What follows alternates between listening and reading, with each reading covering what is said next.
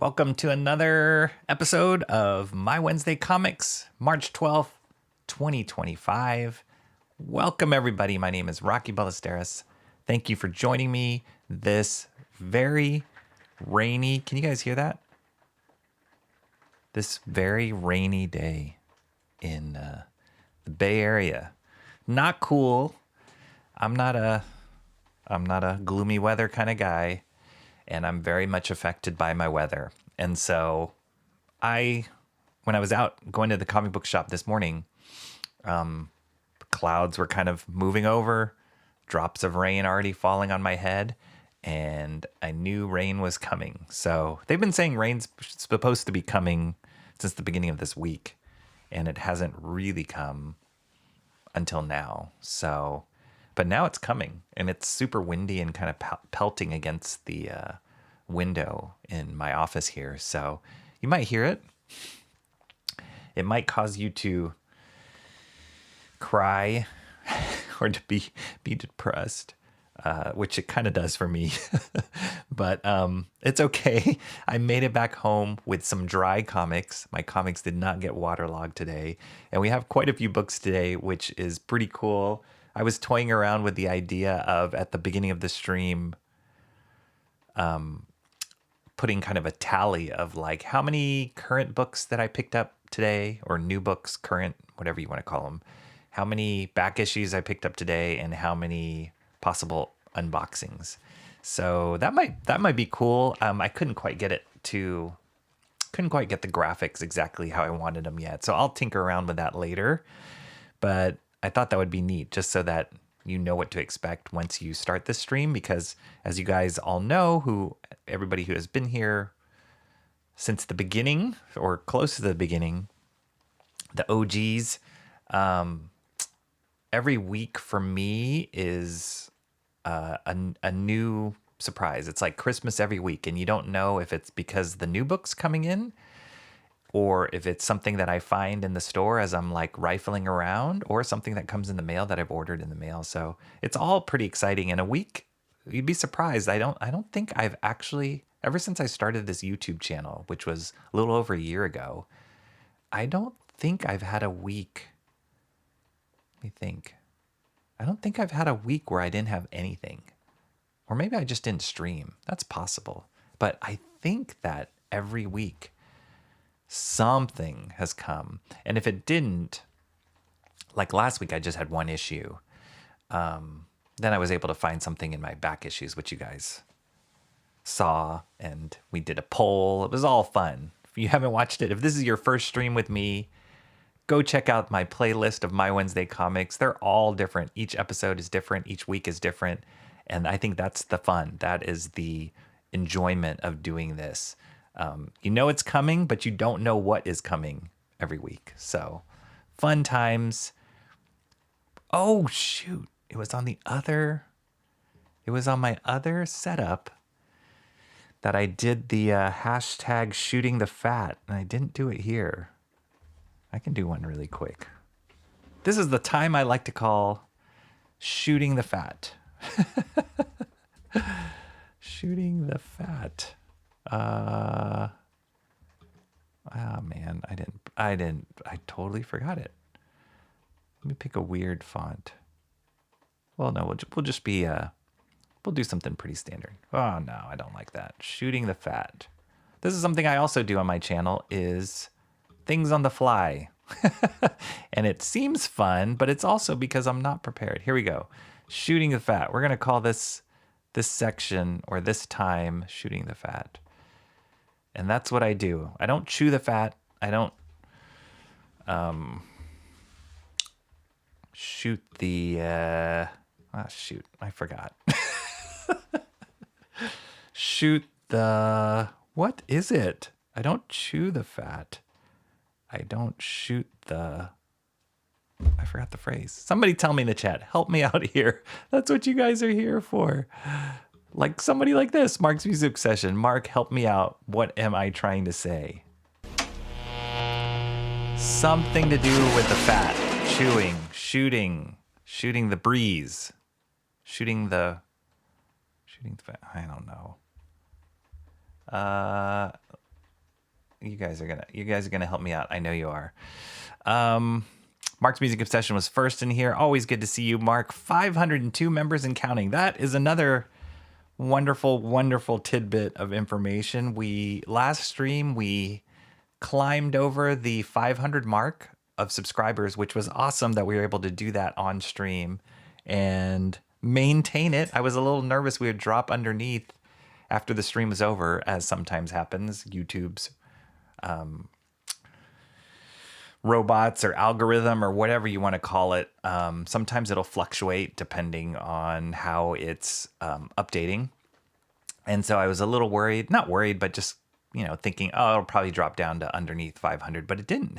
It held firm over the weekend and we got to 502. So pretty awesome. Really excited about that. The next metric is the watch hours, which we're climbing up there. I was keeping tabs of that over the weekend, trying to get to 3,000 public watch hours, and we're at like 2,600 or something like that. So it's coming. YouTube requires that and those two things to kind of happen before you can get paid memberships, or you can do super chats and all that kind of stuff, and like make that step towards monetization on this channel, which would be amazing, which would be totally amazing. I think when YouTube first started and they started doing all these kind of membership things, you had to hit 1,000 subscribers. That was the minimum. So they dropped that to 500 before I even started streaming. So fortunately, I am in that category because 1,000 would take a little longer to get to. But yeah, we're almost there. 502 members and counting. Who would have ever thought we would have gotten to this point so far? And it's all because of everybody that's here and just spreading the word. And I like to think the love of comics just draws people in. That's why I'm doing it. So I'd like to think other people enjoy it as much as I do. Emo Trash, what's up, Emo? Emo says her internet is finally working again too. At least it is today. Oh wait. Okay, I'm gonna jump here. The cranberry just saved me. Chewing the fat or shooting the breeze. Thank you very much, Cranberry Langers.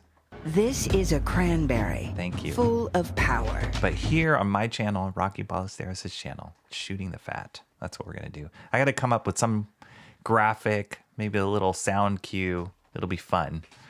But that's all in the works. Got a fun little communication from Emo. Emo apparently aced her school assignment, which was awesome.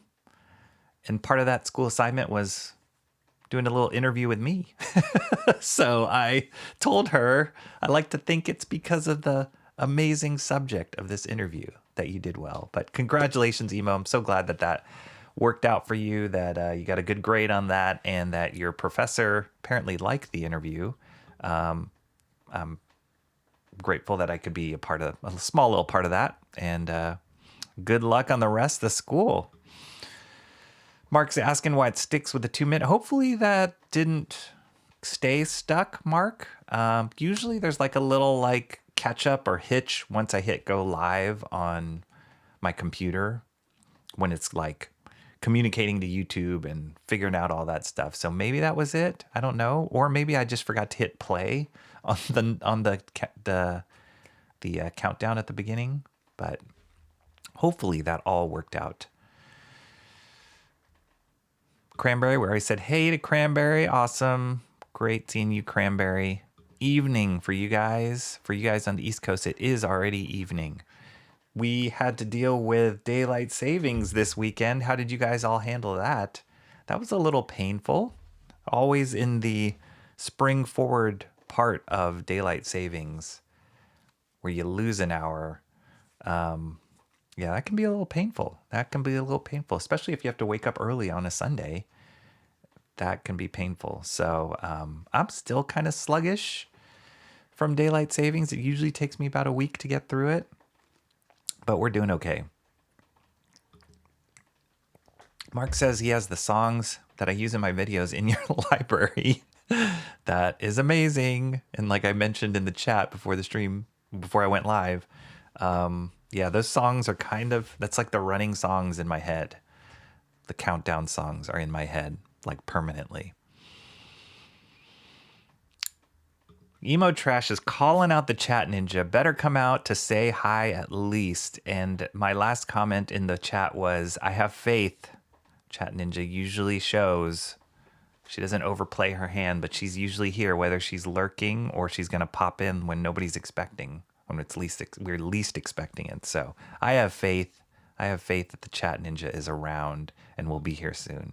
Looks like Cranberry Landers has faith too. You missed the rain, really? Has it been a drought in where you are? I don't know. This rain right now is like sideways rain and hit you hard with like spit on you kind of rain. So Emo Trash says, I feel the rain is better than being on fire. True. That is true. I can agree with that. Rainy days are not for going out, Rocky. Definitely not good for any kind of paper purchase, i.e. comics, paper product purchase. I was at Frank's store. One of the stores I went to this morning was Frank's store, Amazing Fantasy. And I showed that trailer at the beginning of the stream. And while I was in the store, he's got this like awning. And you can see it in the video. He's got this awning on top of his store. And while I was there, like flipping through some books, all of a sudden I heard this splash. And I was like, oh my gosh. And I looked.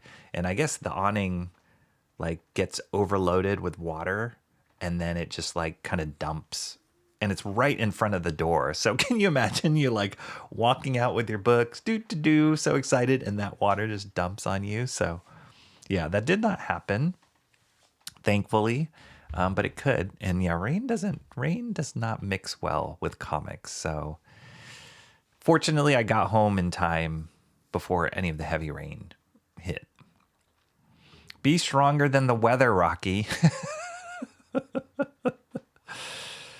It's kind of sad. I'm a little bit of a weather wimp. I really am. I was talking to somebody about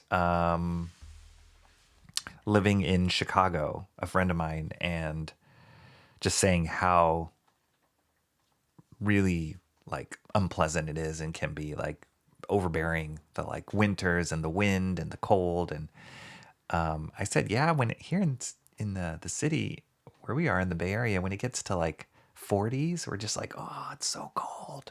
So it doesn't even have to be raining or anything. It's just like, oh, it's so freezing here. We're totally wimps to the weather.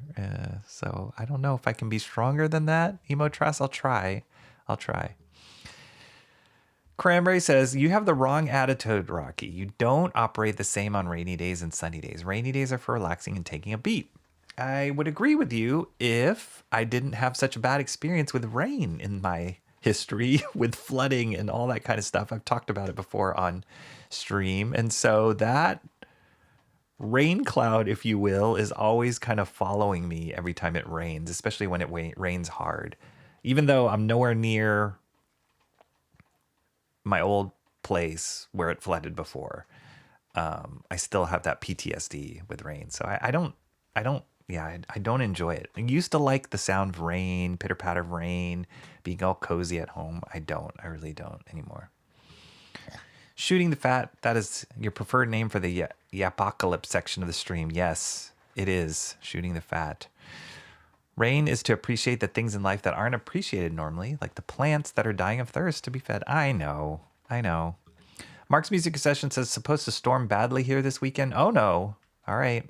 Batten down the hatches, Mark. How do you prep your boat when that happens? Do you have to like tie it down extra well or cover it more? How does that work? Shoot the breeze, chewing the fat. Yep, thank you. Chewing the fat, shoot the breeze. Thank you guys. You combine them because you're crazy. That's right. You shoot the fat because you either like the flavor or hate the fat on a personal level. I think it's just like my brain just gets jumbled up. It has no deeper meaning than that. Congratulations to Emo Trash on her well-deserved paper. It kind of was. She specifically said that she was impressed I got to talk to someone of your caliber. Whoa. Well. That's ridiculous. But thank you. Your teacher does not get out much, apparently. Love daylight savings. Now freeze it and nobody will have to adjust again. Want my daylight. I do like that. That's true. I do like the longer days. I don't like the long nights. So this is the cost of getting longer days. So agreed. It's just the transition that sucks between the two of them. Rainy days are good for going out to feed the ducks, if there's local ducks at least. Really? Feeding the ducks in the rain. I've never thought of that. Do they like come out more or what? If you're getting comic books, you want to get plastic bags, double bag it, stick it under your coat and or short. Yep. You've done that before, Cranberry Langer. Sounds like it. I've had experience doing that. What up, Timmy Mello? And the Guardians are headed to October. Hail chat. I'll probably be lurking due to technically still being at work. Oh. Daylight savings in spring is like falling 5 out of bed to start your day and have to deal with it for the week. Absolutely. It ain't fun. Admiral Wackas in the chat. Chicago weather is all over the place. I don't really mind it. Are you in Chicago, Admiral Wackas? Yeah, it's I don't think I've visited Chicago. I think I was really young when I visited Chicago, so I don't have any like reference point at all. But I've just heard friends that live there, friends that have gone to school there, that it can get brutal and can be kind of depressing. So, but I've also heard beautiful things about Chicago, so it'd be worth a visit. But I wouldn't go there for the weather necessarily. 40s weak. Yeah, we're very weak here.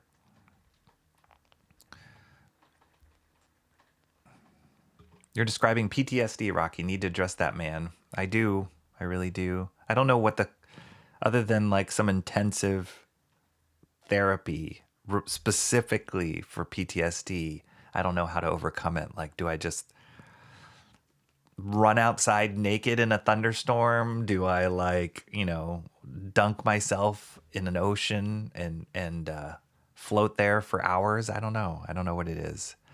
But it's pretty intense, and it's been waning the longer we have distance from when we last flooded, which was 2019. So, my goodness, almost 6 years ago.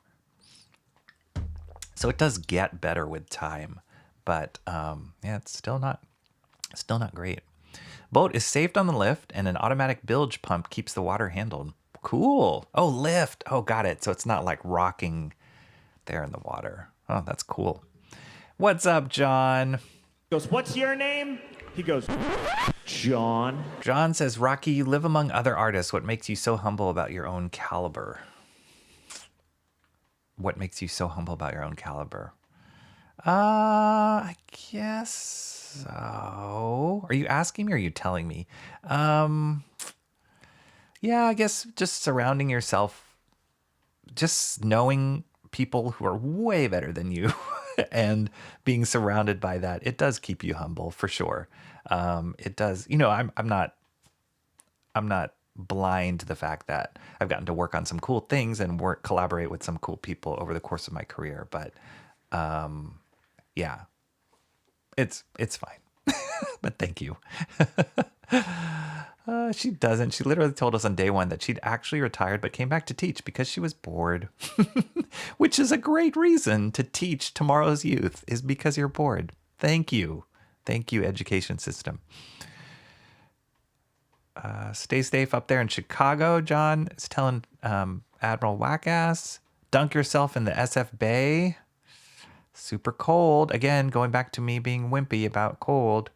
I don't know. Do exactly that. You get over your PTSD from that's true. That's true. I would die and then I'd be over it. So that's one option. That's one option. Recall a positive thought about the rain and focus on that like for a good minute. Think of 10 positives on rain.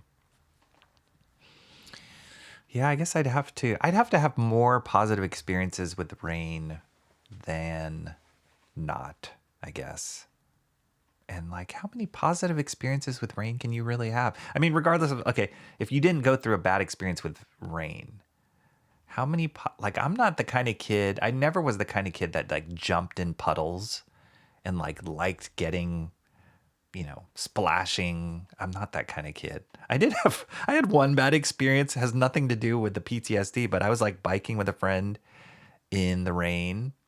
And I mean, it started raining and we were biking and a bus, this is like, you see this on movies, but a bus passed by us and I have the timing of when I passed by this huge puddle on the side of the street and the bus hitting that puddle was impeccable because it was like the tidal wave of the splash totally got me on the bike. And fortunately, the day was warm and we were biking for a while, so I dried off by the end of it, but I totally got like doused in it. Not that it wasn't raining when that happened. It rained right before that happened, so but yeah, that wasn't a great experience. So yeah, I gotta find some positive experiences, whatever that might be with the rain. Also, yeah, Rocky, you've got a bit of caliber with some of the words you've got. Thank you, Emo Trash. I'll take it. Just in comparison to myself, you're way better and have hell of a lot more experience. Well, you're just starting off, Emo. This is the beginning of the rest of your life. You're super young. You've got the world is your oyster now. Me, I've kind of been rolling around with some of the oysters and got like some seaweed splatted on my face and cut myself when I was trying to shuck an oyster.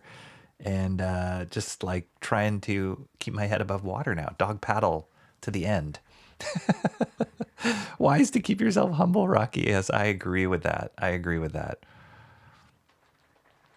Oh, Mark said oh, cool. All right, what is this, Mark? Oh, that's so cool. What a beautiful boat. Is that the name of your boat? Is it the Stingray or is that the model of your boat? That is a beautiful boat right there, Mike. Love it. That's cool. See it on the lift. Awesome. It's boat time. That's really cool. Love it. Thank you for sharing that. Think of like 4 good memories involving cranberry. You're a therapist. It is raining advice in here it's true. Everybody's got the good advice for rain. Can just be memories involving rain or with the rain around. Rain and movie. Oh, Singing in the Rain. That's a good movie. The rain. When I think of rain in the movies, the first thought I think of is Shawshank Redemption, which is why maybe that's why I had that picture of me like running out and getting the rain. But like it's like his freedom and the rain's pouring on. Like he felt free because he could feel the rain on his face, I guess. But then he's like wet. They didn't show that scene. He caught a cold, got pneumonia, almost died. I do love the sound of rain. So peaceful, John says. Yes, true. That is nice. It's right in front of my house. Mark's Music Obsessions talk about the lift. The dock entrance is like 60. Is that inches? 60 inches? 6 feet from my door, John? That's amazing. What a life. Like I've looked into the rain and had really deep introspective thoughts staring out into the rain, the quiet of the day, the little reflections of raindrops that make them look like gems. Wow, so poetic. Cranberry. I should show you guys videos of if I could do this, maybe next stream. I don't have the time to like pull out. If I have some videos of flooding when it flooded in my neighborhood, and it's harrowing to look at. So yeah, I got to get those images out of my mind, but they're there, they're there. Rocky has had a few rounds with Davy Jones and survived to tell the tale. That's right. Yar. Stingray is the brand. The name is Slice of Life. Oh, that's cool. Love that. Poured raining the one time I got to go to Mount Vernon back when I was like 9 to 10. Nice.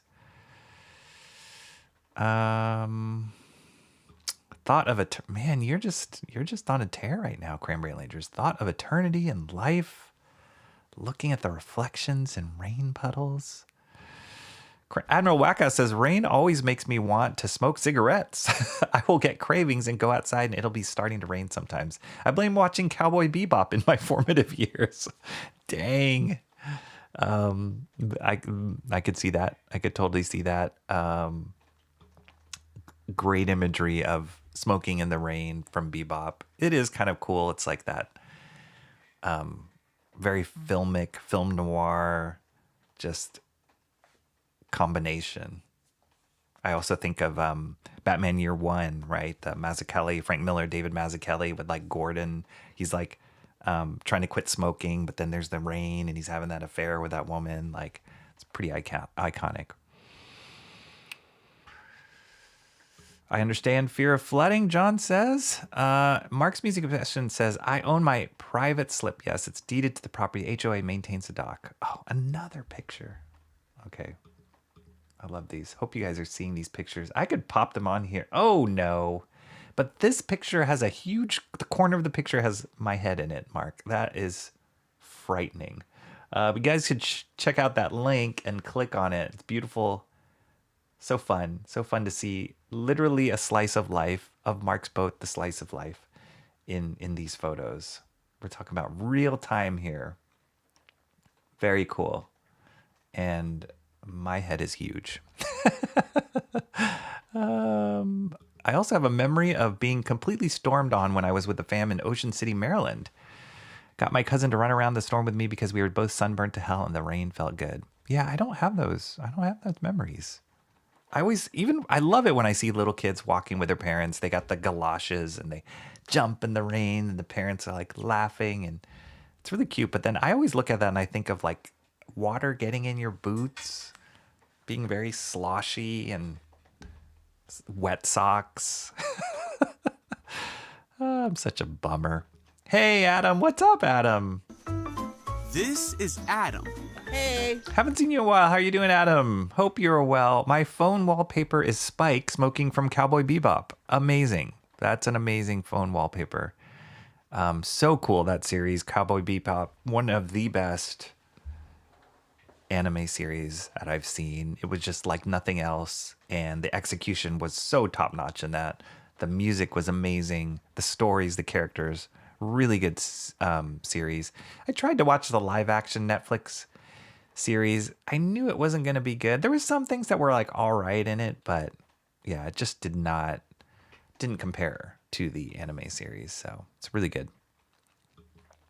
Flooding is an issue. Too much of a good thing. You have fires and drought when there's too much heat for too long, floods from too much water, hurricanes and tornadoes for too much wind, blizzards. Yeah, too much of everything, too much of anything except comics is not good. Really rough thunderstorm too shows the amazing influence I am to those around me. Fortunately, you did not get struck by lightning, emo trash, you and your cousin. It's beautiful, MMO, Admiral Wacka says. That's right. We all need to pray for MMO down there in paradise. That's a tough life right there, Mark Scott. You put the pants over the boots, I guess. Rocky, Admiral Wackass says sans wrench. Oh, John dropping the recommendation. All right, let's do it. Let's start this stream off right with a wrenching. Wait. Oh, here we go. Admiral Wackass. Here we go. It's been great getting to know you and seeing you in the chat. Booyah. Admiral Wackass. Stamp of approval from our good old friend John. Mark's Music Obsession says it was a paradise for sure. John, sad at the moment without my two best girls. Aw, yeah, that's tough. That's really sad. I know, yeah, just think about you a lot whenever I start this stream, Mark. So, yeah, so sorry for your losses, your recent losses, and I hope the sting is getting a little bit better as time goes on, but it's not easy. To be fair, I got him to do that with me as a bit of revenge on our family because neither of us wanted to be on the boardwalk that night due to our sunburns, but he didn't have the same spine I did to say no. Jeez. I just don't think you can have the dynamism that defines Cowboy Bebop in live action. It's true. Yeah, I think, and I think that's a great point, because it's kind of that age-old question that you put out there when anybody takes like something animated and makes it live action, or something live action and makes it animated, or something that's a comic and makes it animation, or any kind of those combinations. You always ask yourself why, right? Like, why are we doing this? Why are we making Bebop, for all intents and purposes, was perfection, how it was executed, the story it was told, everything.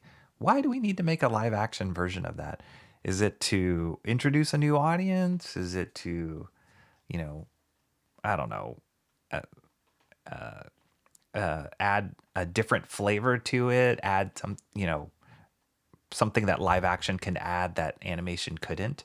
And to your point, Admiral Wackass, I think that there was nothing really that you could do better in live action that wasn't done in the animated series, in my opinion, right? You can throw all these stars and you can cast it with people that are known to maybe draw in a different audience, but it's always going to be like a shadow of the original. So that's the same thing I feel like with all these live action renditions of classic animated movies that, again, are, in my mind, are perfection, right? So like Snow White or Lion King or all that, and all people making, or Hollywood making, these live action renditions of it. If there isn't a reason other than we can just do it because we can with technology there, then it's probably not going to be great.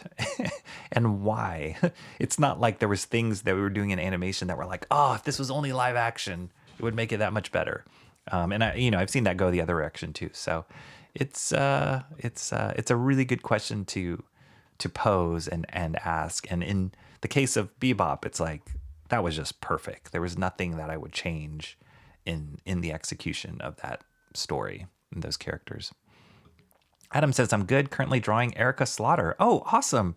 Adam, did you see, if you haven't heard me talk about Declan Shalvey or whatever, but I believe that he did a version of Erica Slaughter himself. He did, he was drawing a commission of that drawing of that character, and he videotaped, live streamed himself doing it. So check it out, because it's really cool and it's in his style, and she's a cool character design.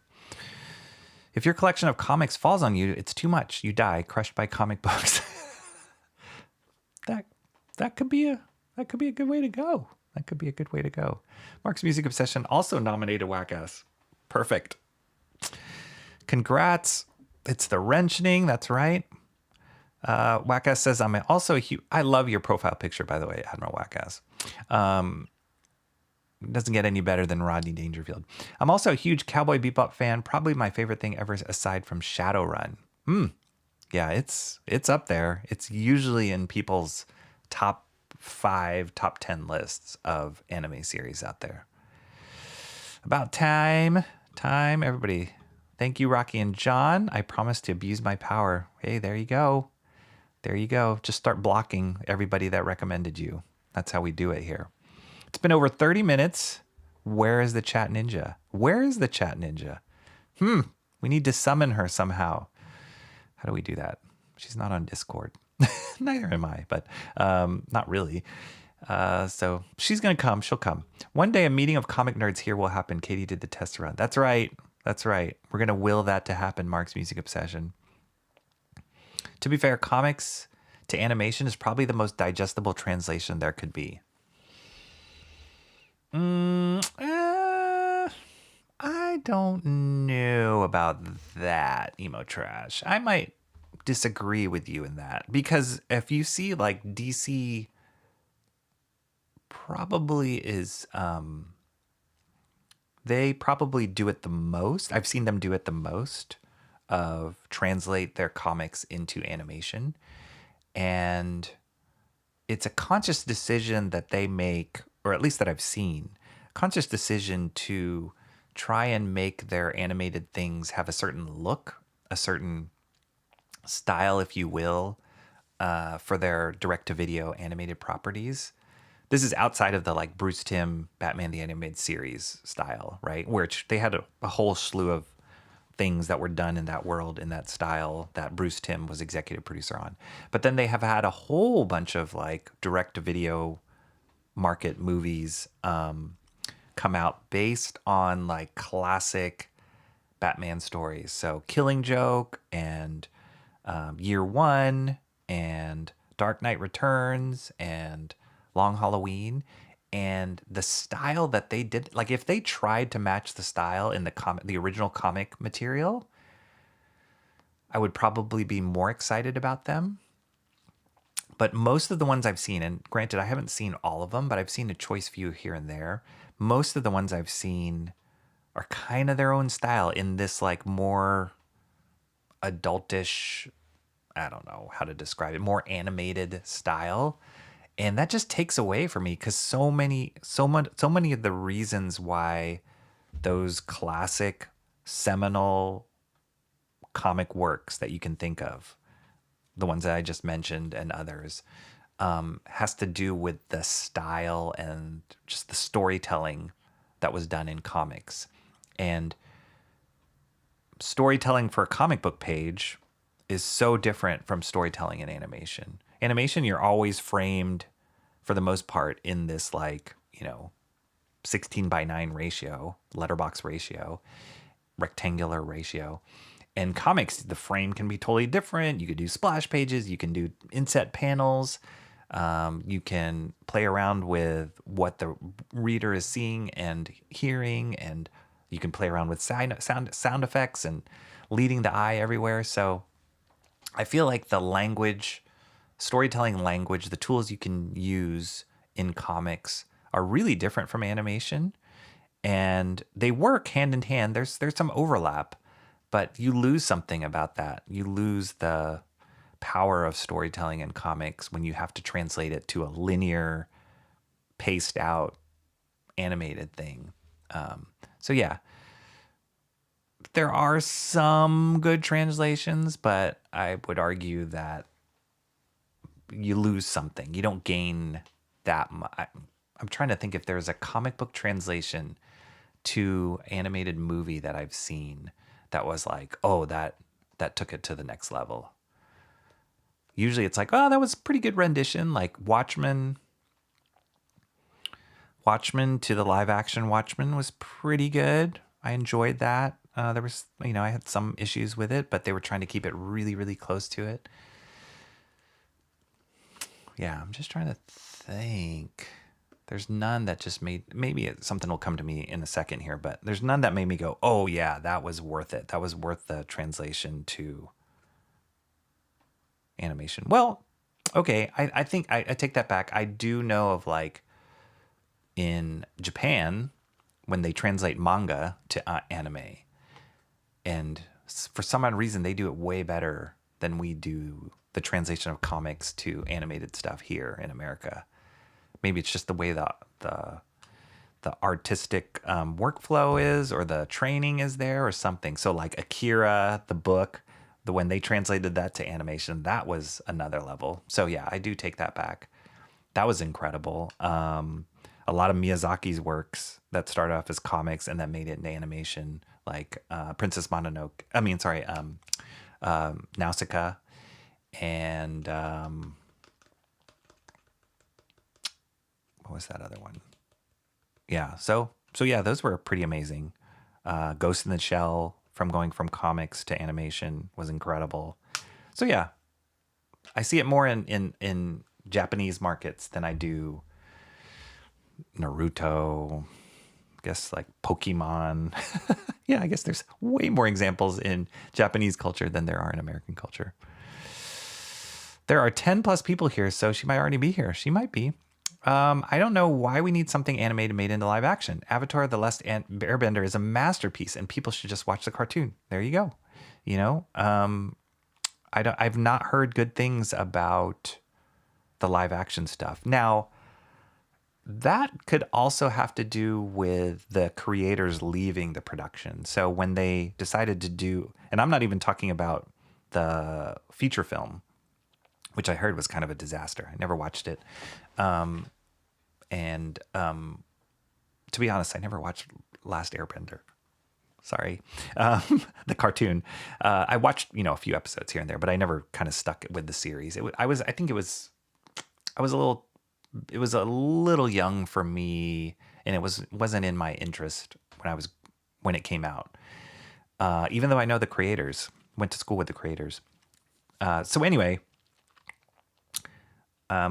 besides that live action movie that was directed by M. Night Shyamalan Ding Dong, they did the live action series for Netflix, and Brian Konietzko and Mike DiMartino were tied to that at the beginning when it was being developed, but then they left the production because they felt like creatively whoever was in charge was not sticking to what they wanted, and so they parted ways, had created differences or whatever.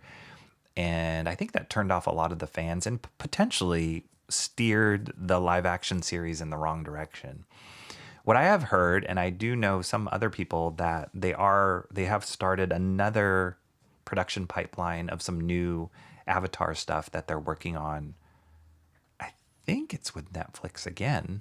I could be wrong about that. Maybe it's with Nickelodeon. Anyway, some new Avatar Last Airbender content that they are working on now. And I think it's animated. I don't think it's live action.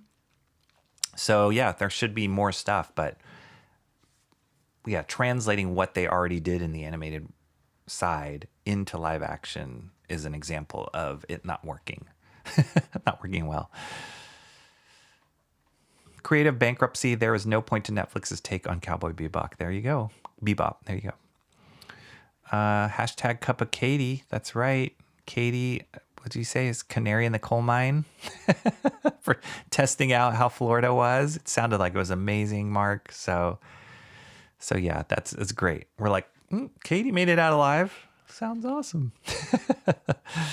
Hello, Chat and Rocky. What's up, Jason? How you doing, Jason? Wow, is that loud? That sounds a little bit loud. How are you doing, my friend? Hope you are killing it. Hope you're doing well.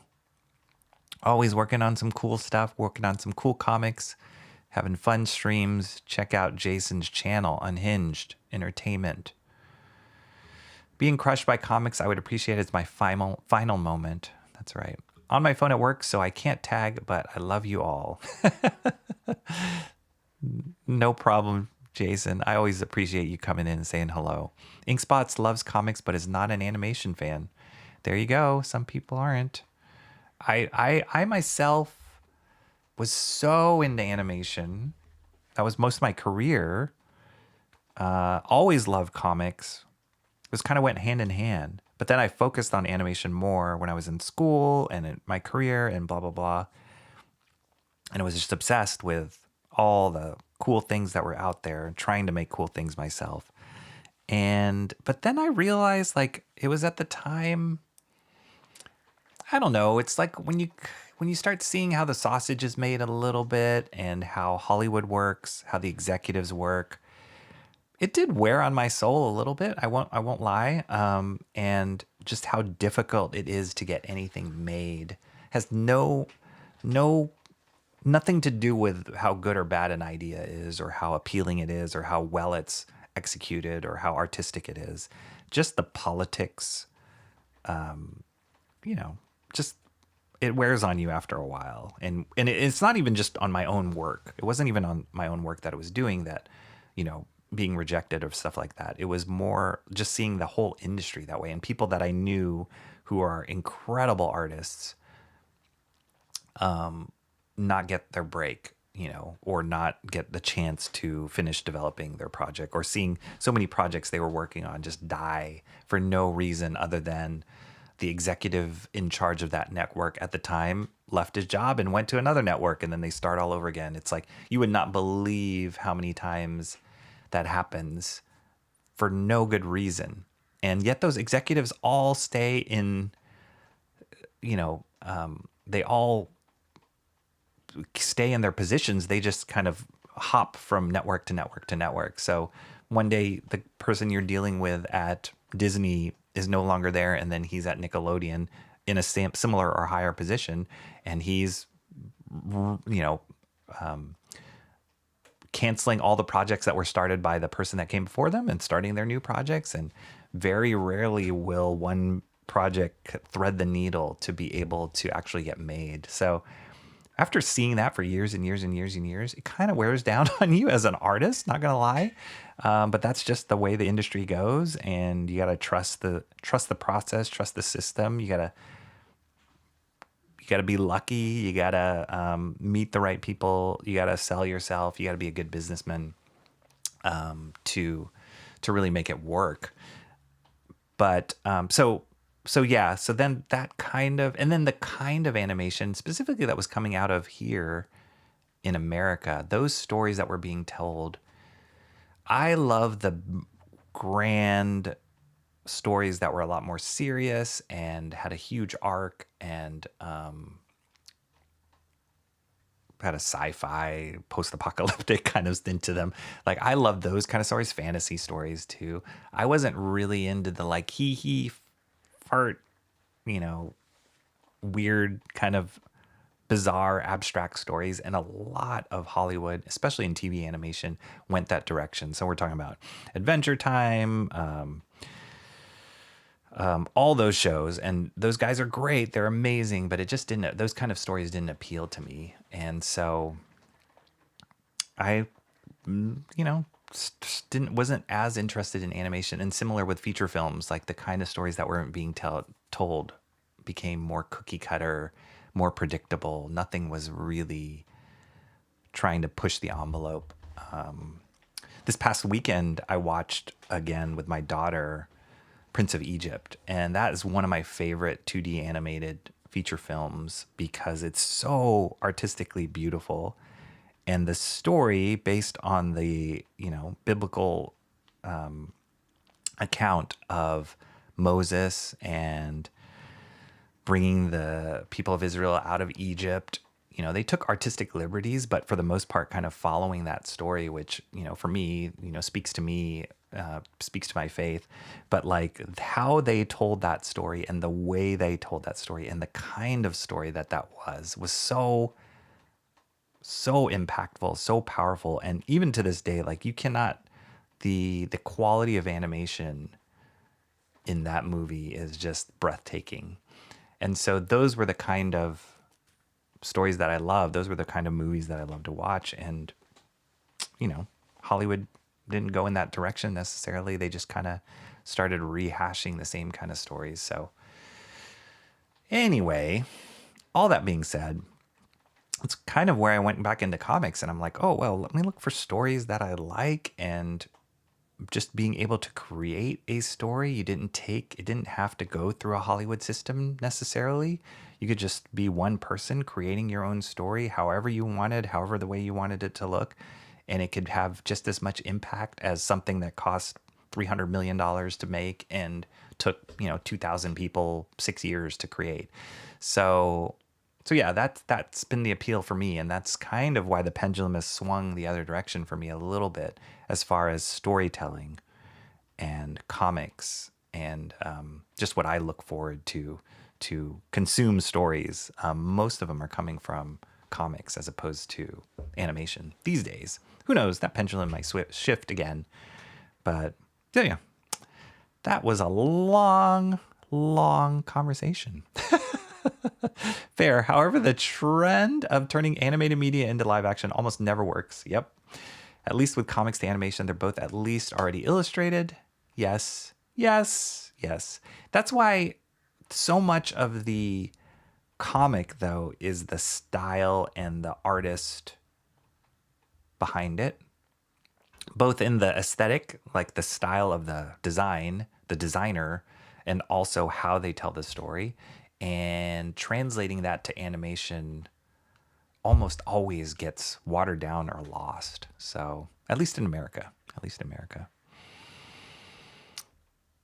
The best comic book movie I've seen is Spider-Man Into the Spider-Verse. That was a great one. That one was one I was like, oh, okay, that feels different. That feels like cutting edge. We've looked through that Art of book here on stream before. And the guy who was the original designer on that, the visual designer on that, was his name is Alberto Mieglo, and he has an Instagram account. He's like a fine artist. He worked in animation for a long time and still does.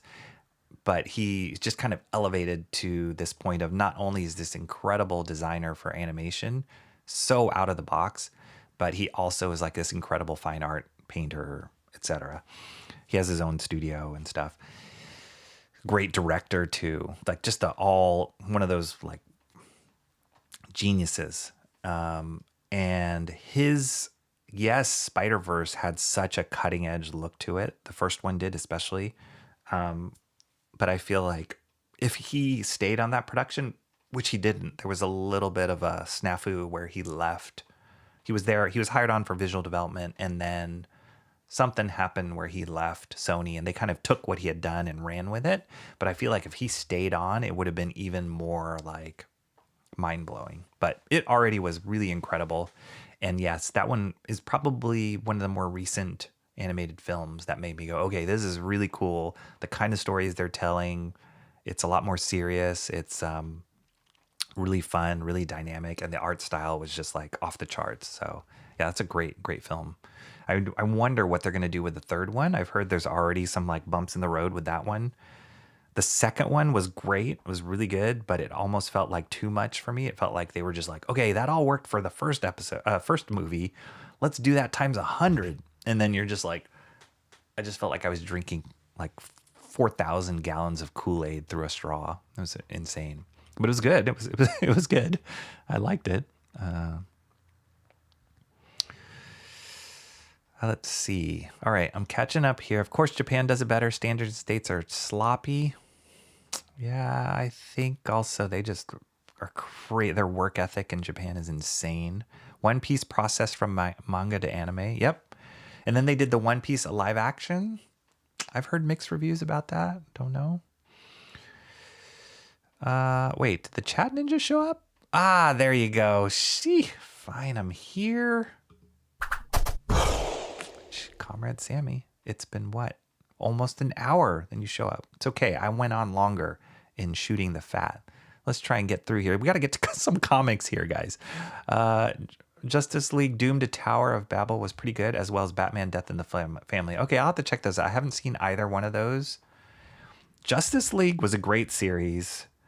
Bruce Timm did great with the regular series on that. That one got really good, and those stories got super serious.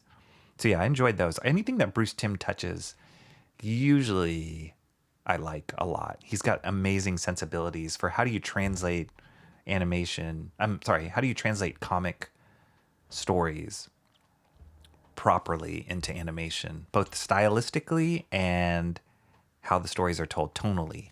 And so most everything that he has produced, I've been a fan of. Comrade Sammy's been lurking for a good 20 or so minutes. There you go. She's always around. As long as I've known Comrade Sammy, don't doubt the Chat Ninja. Manga to anime is always a given. Yep. Rocky, you what? Sorry, I missed it. I've seen a couple and I was like, what? That was a step down. Emo has questions. The new Avatar series is rumored to be Skull and Crossbones. Is that a good thing or a bad thing? I've seen it used both. So it's like, that's awesome, it's going to kill, or is it like, it's a disaster? I don't know. Update me on the emoji lingo. Oh, Emo Trash, are you talking about, well, we'll see. We'll see if you, are you talking about the Avatar, The Last Airbender, those guys? Yes. Sorry, I'm going to get through it now. I'm going to stop shooting the fat. Why is it doubled today? Once you see the politics, it is less fantastic. I think that's with everything for sure. So yeah. Diesel.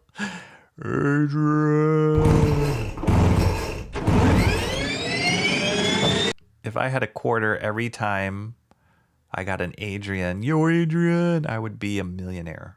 Diesel. How are you doing, my friend? Rocky's hand in Happy Tree Friends definitely left an impression on me and a lot of kids. That was a fun series to work on. That one, I think Happy Tree Friends is one, if I'm not mistaken, is one of the, and I didn't create Happy Tree Friends, but I did work on it, and I know the creator of that. His name's Ken Navarro. He's shown in chat a couple times, I think. I haven't talked to Ken in a long time. I got to reach out to him. I've tried to get him on my show, but he's refused. But he's super funny. He's a funny guy, great writer, great artist, great animator. But I worked on it. I didn't create it. But yeah, I've heard that Happy Tree Friends was one of the first web series to hit like 1 billion views or something crazy like that. So yeah, it was fun to get to work on that show. Rocky, you don't like you-woo stories? You-woo stories. What's you-woo stories? Pushing the envelope requires risk, something Hollywood isn't willing to do. Well, they're trying to make money. I mean, it makes sense. They're trying to make money. You know, they can't be crazy artsy all the time.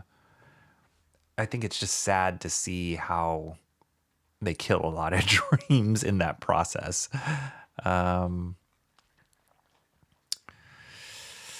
Let's see if they in and out before Rocky even realized them here. What an achievement. What? The Satanist cult Hollywood wants our destruction? I don't believe it. Believe it. Where is that Sean? He and Bancroft are MIA. Who knows? Mark's music obsession. Who knows? Got a jet. Have a great night. All Admiral Weka. Sorry. See you later. Sorry I didn't get to comics. Let's get to comics. Okay. I just don't want to make sure I miss anything. Third Spider-Verse movie might never get done. Yep. I've heard there's been some problems. All right. Let's go. I'll be here for another 10 minutes, which might have been 10 minutes ago. Mo Biggs is here. What's up, Mo Biggs? Hail the chat. Hail Shelby. American Discord. What up, Shelby? I got your feeding the ducks right there. How you doing, Shelby? Shelby just made a great announcement of he's doing a G.I. Joe cover, right, Shelby? Special cover. Special edition. I got to get my hands on one of those. Looks amazing. He drew a snake eyes. Go follow Shelby on social media, on X. He posted an image of that, or reposted an image of that. Looked amazing. Mighty Geek Studios. What's up, Mighty Geek Studios? Anime is usually a 1-to-1 adaptation. Yes. And I think they also value the comics so much in Japan that they remain true to it. They don't try and deviate from that. They don't try and water it down. And it's also probably because their artists that work on the anime are so top notch that they can translate anything into animation. And here we're like, that's a little complicated to draw like Frank Miller. Let's simplify it. Let's make it look like Hanna-Barbera. All right, let's see. Okay,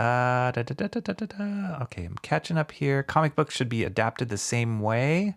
Yeah, well, Korra totally wrecks the world in Avatar before she dies. Makes a mess of her latest amputee incarnation to clean out that. But I'm sure they'll work it all out. Sounds like a mess. All right, let's see. Okay, all right. Third Spider-Verse better get done, Emo Trash says. Rocky was talking about cutesy storylines before you got here, Mo Biggs. Comic time? Yeah, let's get to comics. Stop yapping. Stop shooting the fat. I'm going to even turn this off. I'm going to turn it off. I missed one stream and everybody needs to check into Weebhab. Oh my goodness. All right. Congrats, American Discord.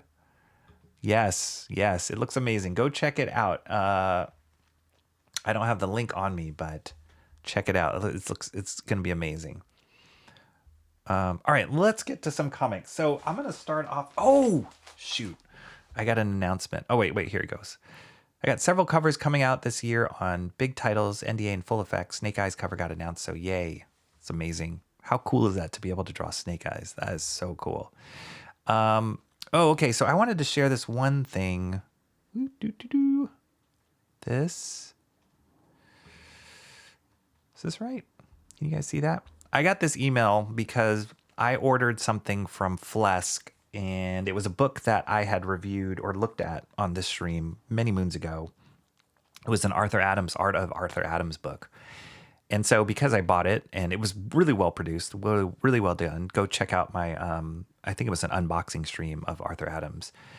It's a great book, high quality. So I get their newsletter and they send me this. And look what they see here. You see that highlight I highlighted down there? We are working on Arthur's big Monkeyman and O'Brien collection. Are you kidding me? Like an Arthur Adams Monkeyman and O'Brien collection? Have you guys seen Arthur Adams Monkeyman and O'Brien? Some of his coolest work. This was his own creator series that he did with Legend, the imprint Legend, under Dark Horse Comics. So it was him. It was Mike Allred doing Madman, Frank Miller doing Sin City, Mignola doing Hellboy. I think Jeff Darrow doing Big Guy and Rusty Boy Robot was included in that. Paul Chadwick doing Concrete. And I want to say there was somebody else. Did I miss anybody? Oh, no. Simonson was somebody else. Was with a different company. He was doing Star Slammers with a different company. Anyway, but Monkeyman O'Brien was his original creation. This compilation's quite hard to find. They don't print it anymore. And Monkeyman and O'Brien stuff is, in general, relatively hard to find for whatever reason. And people have been clamoring and screaming that Arthur Adams should continue doing this. Like, it's its own creation. He draws apes better than anybody on the planet. And he draws women better than anybody on the planet. And so to combine those into these characters was such a cool idea. And it was just a fun story. It was like this tongue-in-cheek, kind of campy, pulpy story. But there was even a Monkeyman and O'Brien. I believe it was like a black and white edition that was printed in France. I was trying to get my hands on get my hands on. And it never happened. Like, I couldn't get it shipped here. It was like this thing. And it was only printed in France. So I just came to the conclusion, like, oh, well, I guess this is the only version of Monkeyman and O'Brien I will get. And lo and behold, Flesk Publishing just announced that they are working on something for this. So I am incredibly excited about that. I won't go through this book right now because I'm hoping, as I track that Flesk announcement, I'm hoping that in the near future, I will be able to get whatever it is, that collection that they're doing. But I just wanted to share that with you guys as like a tidbit of comics news. And for those of you who are fans of Arthur Adams, that is coming out. So keep your eyes peeled. I will for sure let everyone know, once I find out more news, like it's probably going to be similar to the Art of Art Adams book, where they did a crowdfunding on their site. So yeah, I will let people know for that, because that is going to be amazing. Who knows if they're going to do a black and white version or like behind the scenes stuff? Who knows? That could be pretty cool. John says, my understanding, Rocky, is Yuwu means cutesy. Oh, okay. One of those terms. Not sure how it gets there, though. Me neither. That makes two of us. I don't like monkeys, though, Cranberry Langer says. What's wrong with monkeys? Emo Trash says. Yes, Timmy Mello. Big Guy and Rusty the Boy Robot was Big Guy and Rusty the Robot. The Boy Robot I really liked. I haven't gone through that in stream. I have those issues. I'll go through that in stream one time. Sometime in the near future. I got that trade paperback. Good stuff. That collection needs to also include crossover stuff he did with Gen 13, DV8, etc. Good news, Rocky Ballesteros. Nice keeping an eye out. Yes.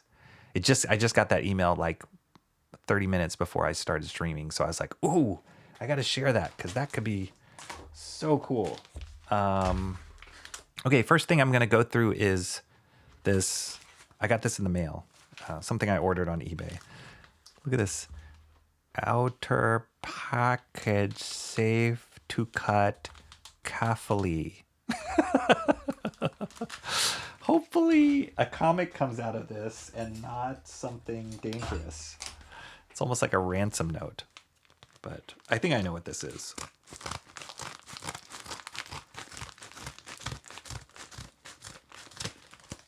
We'll start off today's stream-a-leam with this. Please open carefully. All right. It's like a puzzle. Wow, this is a lot of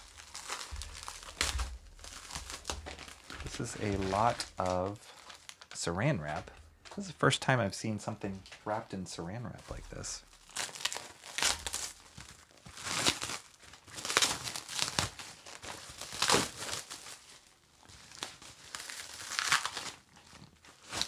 I believe the seller came from... This took a while to get to me, if it is what I think it is. And I believe the seller came from Canada. So, as South Park, the famous South Park song, Blame Canada.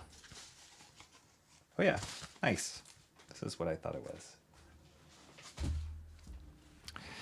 This is a Heroes Return...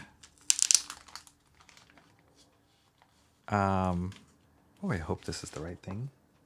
I hope I ordered the right thing. Yes. Okay, cool. It is the right thing. Let me zoom in a little closer. So this is, they call it a rough cut. And I have a couple of these that I got for, there's an Avengers I got. It was a George Perez rough cut. These came out in 1998, and I think they did it for a few of these Heroes Return series. So it was a George Perez rough cut, and then the other one was, I think it was Lee Weeks. I want to say it was a Captain America. But the cool thing is, this was before artist editions became popular, so they just released, they called it their rough cut of the first issue, and they just printed out the pencils. And in this particular one for Thor is John Romita Jr.'s pencils, which are awesome to look at. And this was just at that point in time where John Romita Jr. was just drawing tons of stuff. But so cool to see his pencils. They don't put in any of the dialogue in this, so it's just straight up pencils. The scans are all right. They're not the greatest scans, not the highest quality scans, but it's just awesome to see his penciled stuff. Most of the artist edition-y kind of stuff that I get are the black and white inks, the original art of the black and white inks, which is great, but it's also really cool to see the pencils, just the pencils on their own. You can see how tight or not tight an artist is, the things that they choose to include or not include and leave for the inker to help fill in. So I always assume that depending on who a particular pencil is paired up with, oh, they didn't even mention it here. I can look it up, but I don't know who the inker was on this final issue or finished issue. But you know, a penciler will either, I've seen pencilers treat their final pencils different depending on which inker they're paired up with, because, you know, they either know the inker will enhance what they've done or they have to be more specific in their pencils. So it's really cool to see it at this stage. They're really tight for, I mean, they're loose, but they're still really tight for Romita Jr. I love his rendition of Thor. It's pretty cool. It's a great splash panel there.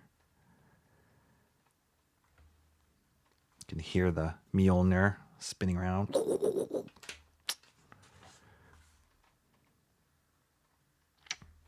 Yeah, I never read this story, or I don't know anything about the Heroes Return line, but I saw somebody else had, I don't know if they had reviewed this or where I was first exposed to this whole like rough cut series, but when I saw Romita Jr. had one, I was like, oh, it's awesome. There is also another one of the book Sentinel, and I think John Romita Jr. was the artist on that one too, so they had a rough cut of that one too. Oh, look at that. Classic Kirby. It's funny, there's a little note down here. It says Pee Wee Herman, ? I don't know what that about.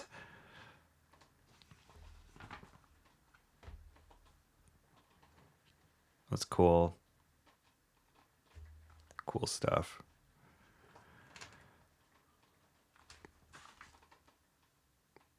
It's neat because this is already later in John Romita Jr.'s career. He's created this lingo of kind of similar to how Kirby did, like this lingo of how he draws characters, how he draws superhero anatomy and action, and it's just all like figured out already. It's just oozes Romita Jr. Got a chiseled arm. That's amazing. I think over the course of time, like his anatomy too got a little bit more graphic and like harder edged.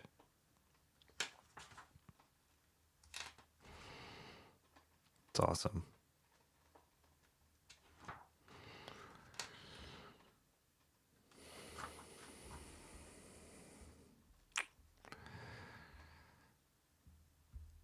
Panini in France sucks. They're leaving so much on the table by not shipping those offshoots. Yeah, it's true. Why did the French people all get all the better?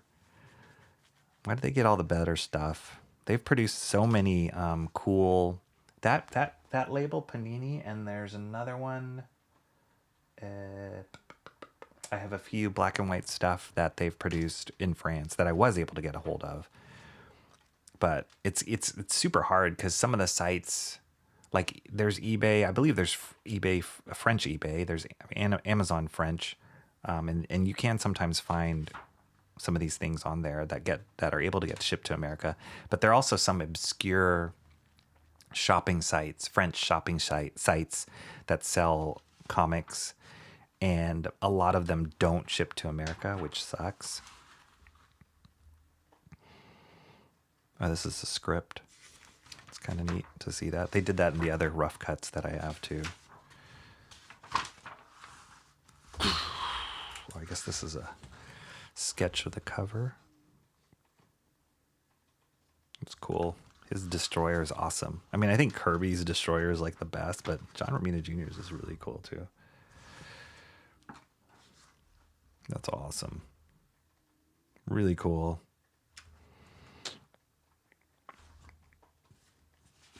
Neat. I like it. I love this rough cut kind of stuff. It's cool. And it's cool that they did this in 98 too. Like, it wasn't common to spend the money to produce this behind the scenes artisty kind of edition stuff. I don't think there was a market yet, but it's kind of neat that they did that. Heroes Return, the Mighty Thor. You can find this. I got this on eBay. You can find it other places, but yeah, I'd say if you're interested in any kind of this stuff, eBay is probably the best place to start looking for it. So yeah, there's a number. There's this one. There's the Avengers one. There's Sentinel, Captain America. I think there's a Fantastic Four one that I'm trying to procure. And I believe there's even there's a Whilce Portacio one for, maybe it's X-Force or X-Factor. I think so. But I think there's one in that line that Whilce did too that I don't have.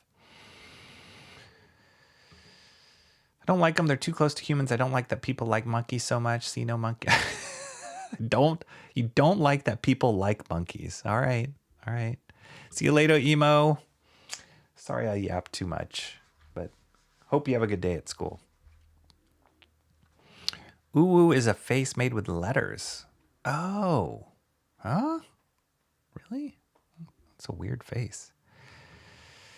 I have those issues. I prefer really anthropomorphized monkeys or monkeys in barrels. There's that movie that came out recently. It was directed by the same director. Oh, what was it? Was it like... It was like a musical. It was called something Man. Real Man or something?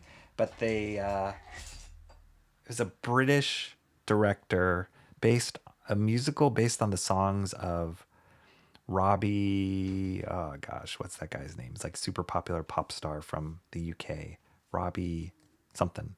And they did a movie, and basically it's like the story of his life, but his character is replaced by a monkey, like a anthropomorphic monkey. It looks really weird. I'm like, and flopped, which is sad. But when you kind of look at what came out, you're like, who thought this would be successful? The guy who directed it, he did great with The Greatest Showman, which I thought was a really entertaining movie and really, really well done for what it was. So I was curious to see what his next movie was, and then to see that, I was like, this is very weird. You're lucky they didn't wrap it in Sauron wrap. I know, right?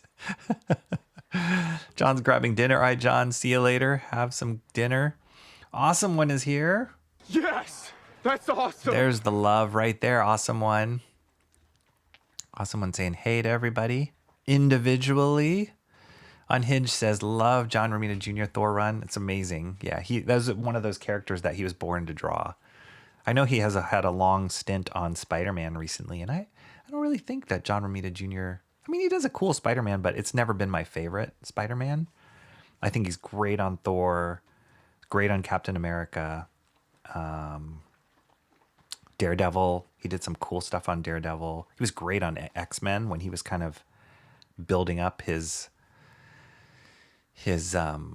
repertoire, or just kind of his resume. When he was working on those Uncanny X-Men's, I loved his art style on that. I was just watching one of my super nostalgia streams, which was one of the first kind of streams that I did, and it was with my buddies Atik and Fred. Made me really want to get in touch with them again. I just had dinner with an old childhood friend of mine that knows those guys. He happened to be in town. And I told him, I was like, yeah, we did this stream and we were talking about comics. So it made me want to watch that stream again. And it was so fun. Some of the stuff we were looking at in Uncanny was the John Romita Jr. stuff. So yeah, John Romita's good. But there's some people that are kind of not into John Romita Jr.'s stuff anymore. Like there's a lot of John Romita Jr. hate I've heard from certain people, certain streamers that I've watched, that really surprised me, because he's just like, the guy's still drawing, cranking out books to this day. Like a lot of work, just a hard worker. And I think they look great, but yeah. Sentinel was a great series. I never read it, Cranberry Rangers, so I'm curious to see if I do pick up that rough cut issue. I'm curious to see it. I think it never appealed to me because he didn't really have a costume. He was just kind of a blonde dude he had a cape, right? So it didn't totally appeal to me, but yeah, I'm curious to see some of that. Cranberry Rangers hates John Romita Jr.'s bodies. Really? Why? You like his later stuff more, though. Really? I like his earlier stuff. Cube bodies? Is that why? It kind of has that like Kirby flavor to it. Oh yeah, he drew a great Cable. He did. He drew a really good Cable. Just thick and like huge pads and like awesome guns. Yeah, he did a good Cable. Look at the impact of that Destroyer Death Beam. Pretty epic. Yes. I'd say John Romita Jr., if somebody took the mantle of Kirby, I mean, not exactly the level of Kirby, but if I had to pick somebody who kind of like is doing the Kirby thing in this day and age, it would be John Romita Jr. Hello, good people. Central Comics. What's up, Central Comics? Good seeing you again. Mark's Music Obsession says, jumped over to Bancroft's notification for a second. What did I miss in 2 minutes? Robbie Williams. Thank you, Timmy Melly. Yes, Robbie Williams. That movie, garbage, monkey music movie. Yes, it's weird. It's weird, right? It's like, how did that get made? I mean, maybe because he made tons of money off of The Greatest Showman. That's probably how it got made. And then Robbie Williams is successful, but outside of like Planet of the Apes and that whole recent movie series, anytime you have like CG generated apes, they just look weird. It looks weird. Like dancing with humans and singing. It's weird. Mark, everyone left. It's just us elites in the chat. That's right. The 1% are here. John Romita Jr. on Captain America was great. It was great. The OGs. That's right. It's been a while since I last dropped by. It is Central Comics, but we are glad you are here right now to the not newly minted, but 502 subscribers. Everybody hit that like while you're here. Please do.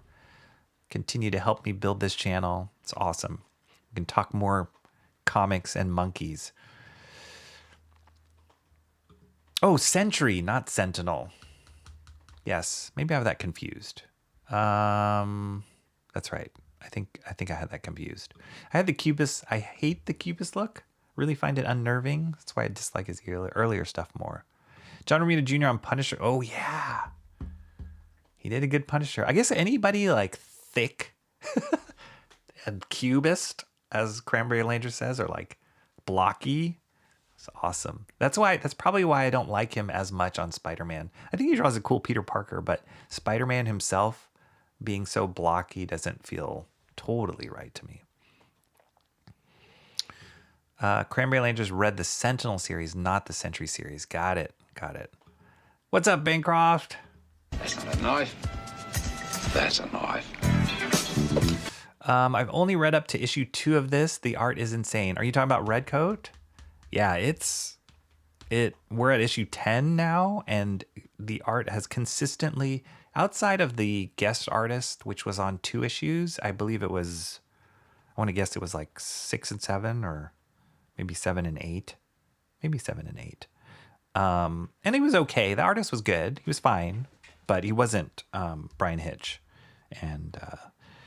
But the art has remained consistently good, and epic.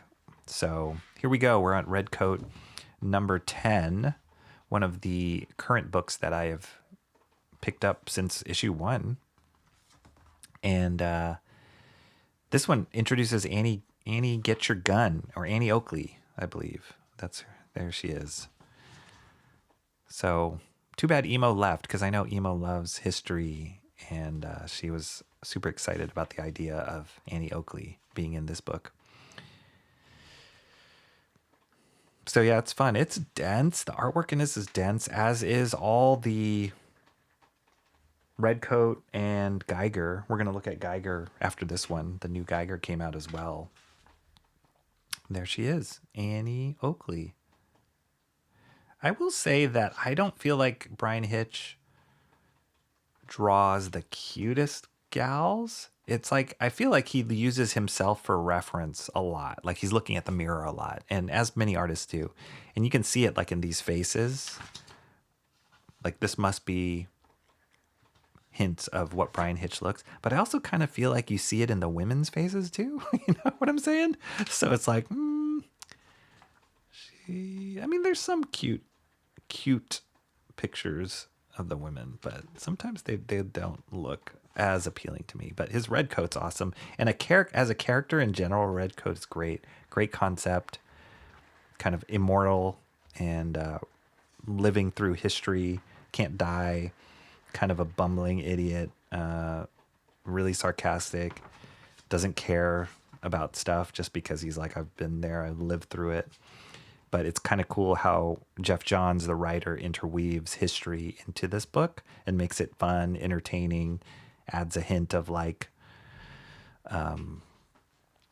magic and the occult into the story. So it's kind of cool. It's great, and gives the characters a lot of interesting storylines. There's a lot of heart in this book too.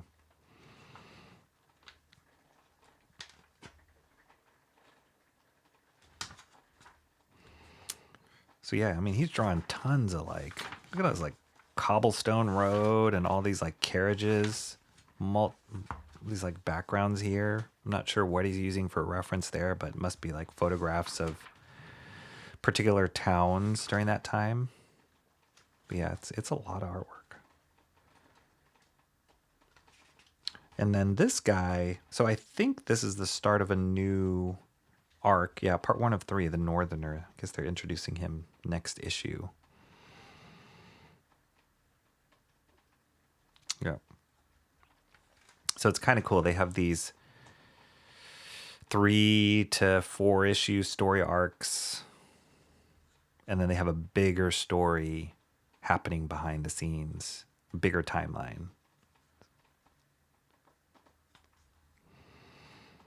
Here's the new Geiger. We'll look at that next. And they do these little character bios at the end of usually of the character that was in the new character that was in the issue. That's a great drawing.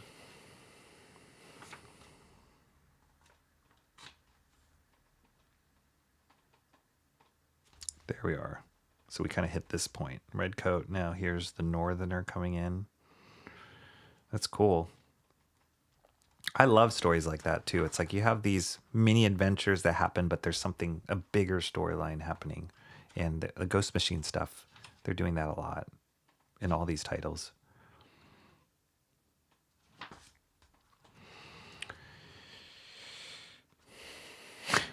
Don't forget the Ghost Machine coffee, guys. Hyde Street Blood Orange Dark Coffee. Holy cow. Okay, it's cool. Nice cover here. Well done. It's awesome. Issue 10 of Redcoat.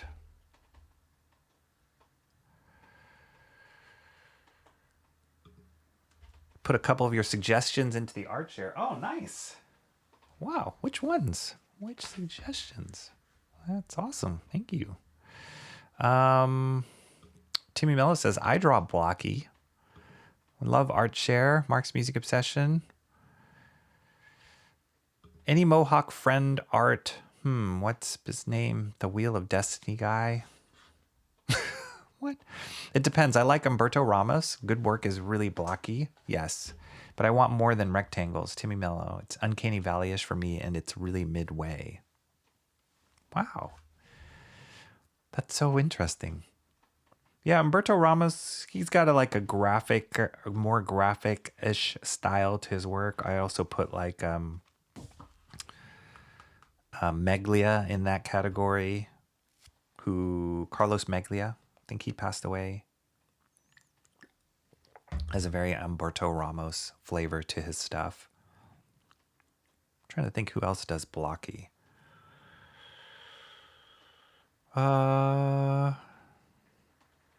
Do you like Sam Keith's stuff? Cranberry? Sometimes his stuff can be blocky, really thick. It's not as squarish as John Romita Jr., but it's nice, big shapes.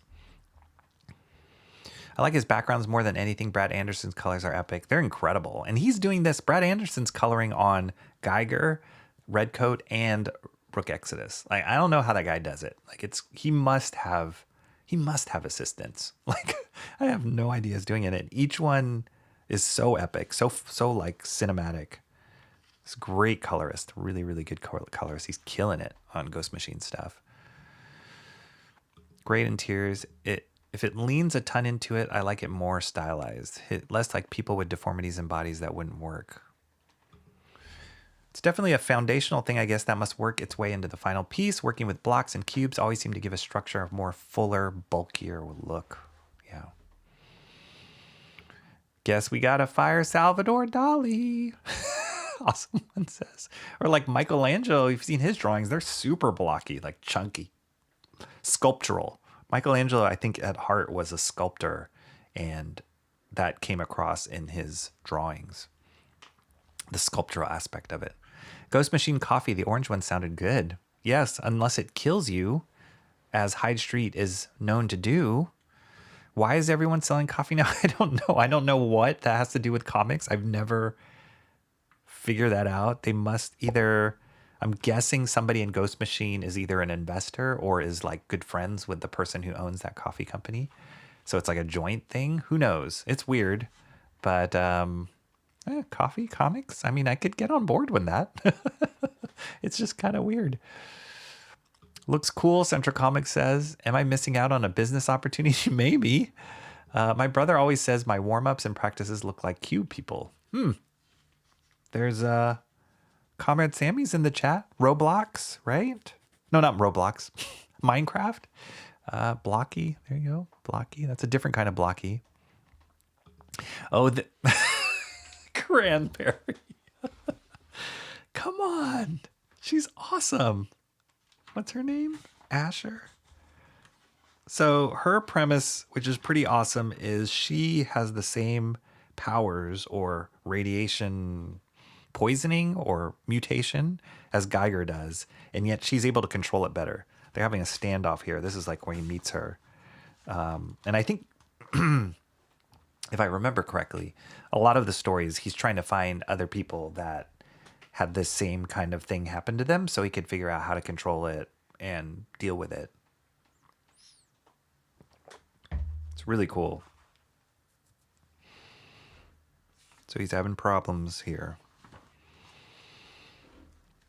I will say that Gary Frank, I feel like Gary Frank draws better female characters than Brian Hitch does. Got a little bit more sex appeal to them. And then I'd argue Jason Fabok, who does Rook Exodus, draws better than Gary Frank does. So that's my order of. And then the artist on Rockefellers, Francis Manipul, he draws great women too.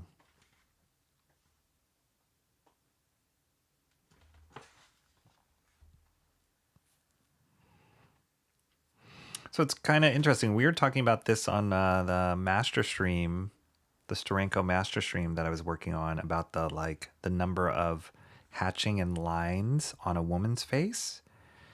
And there's a delicate balance in losing some of the femininity and the beauty if you over render. So I think there's a difference in, for male and female characters, how much you can render and hatch.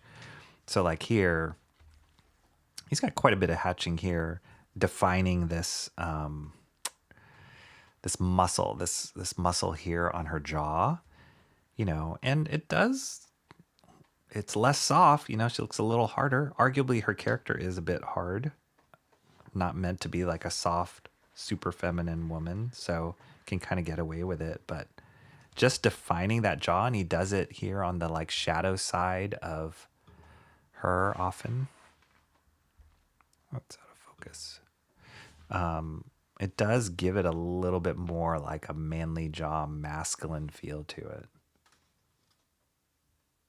But then look at this image here. He has very little, she looks a lot more feminine here with the less hatching. Granted, it's like a farther away shot, so you can't overly hatch. So yeah, just kind of interesting to see how different artists render out their women folk. Oh, I flipped through this earlier. This is pretty cool. So all these people attack Geiger and her. I haven't read the story, but just flipping through it, and she's talking about him trying to control his power. He's like, I can't do it. And she's like, you can do it. And then this happens. Pretty cool. I wonder how much these pages are going to sell on the original art market.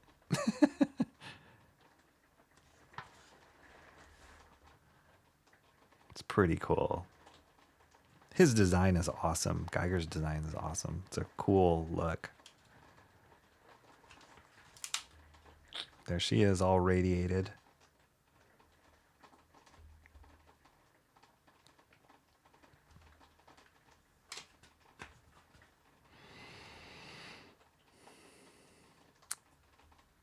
And then there's the introduction of some character here. I love these colors. These are awesome. We just saw a whole bunch of green from the radiation.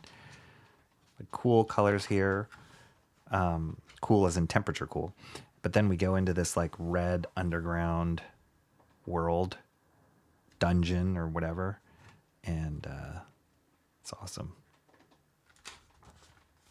Dr. Molotov.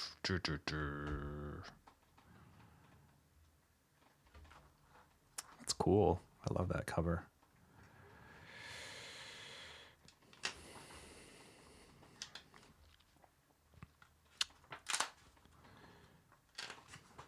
Yep. Awesome. I'm just waiting for them to stumble in quality, and they have not.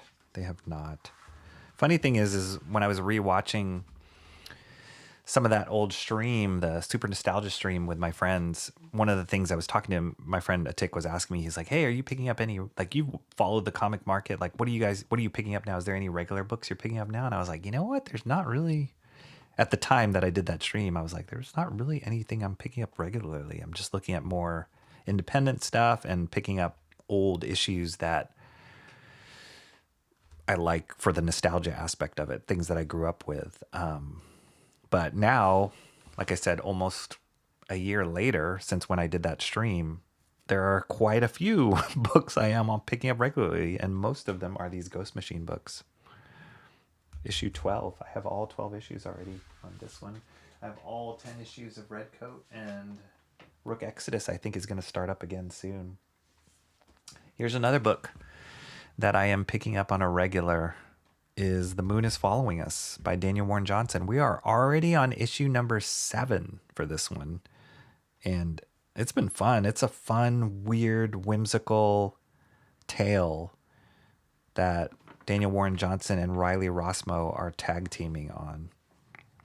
And for those of you who don't know or have not been watching the streams that I've talked about this before, there's two kind of worlds. There's like a real world, real life world, and then there's a fantasy world or dream world. And Daniel Warren Johnson takes up the art duties on the quote unquote real world, and Riley Rossmo does the drawing on the fantasy world right here. And the story is there's a little kid who's dying in the real world, and the parents are trying to save her by going into the fantasy world and like conquering the bad guys that are taking her life. And there's a lot of symbolism between the characters in the fantasy world and what this kid and what these parents are experiencing in the real world. And a lot of these characters are based on like toys or nightmares that she has. So there's a lot of fun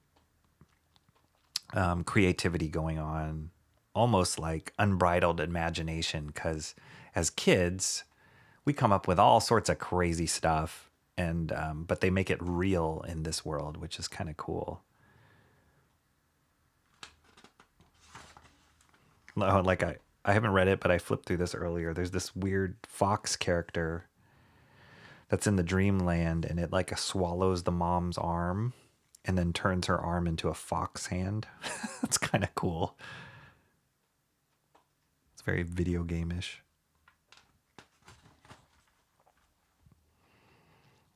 And the story up to this point, there's 10 issues in this. I thought it was 12, but there's going to be 10 total issues in this. And the story up to this point is the parents thought they were being helped by a certain character, this guy. But he ends up betraying them because he is trying to save his own kid in this world. So he betrays them to like perform these tasks, which ultimately will get his kid saved versus theirs. So he's kind of using them a little bit, playing on their fears of losing their child. Speaking of monkeys, these I think are gibbons, or I think these are gibbon monkeys. So all sorts of weird character designs. They're fun though. Whimsical for sure is a term I would use to describe it. The mom has this half torn off shark on a stick that she swings around and kills people with. And then there's this dark team. They lived in the nightmares, but they're actually good. So there's a lot of twists and turns in the story, which have been fun.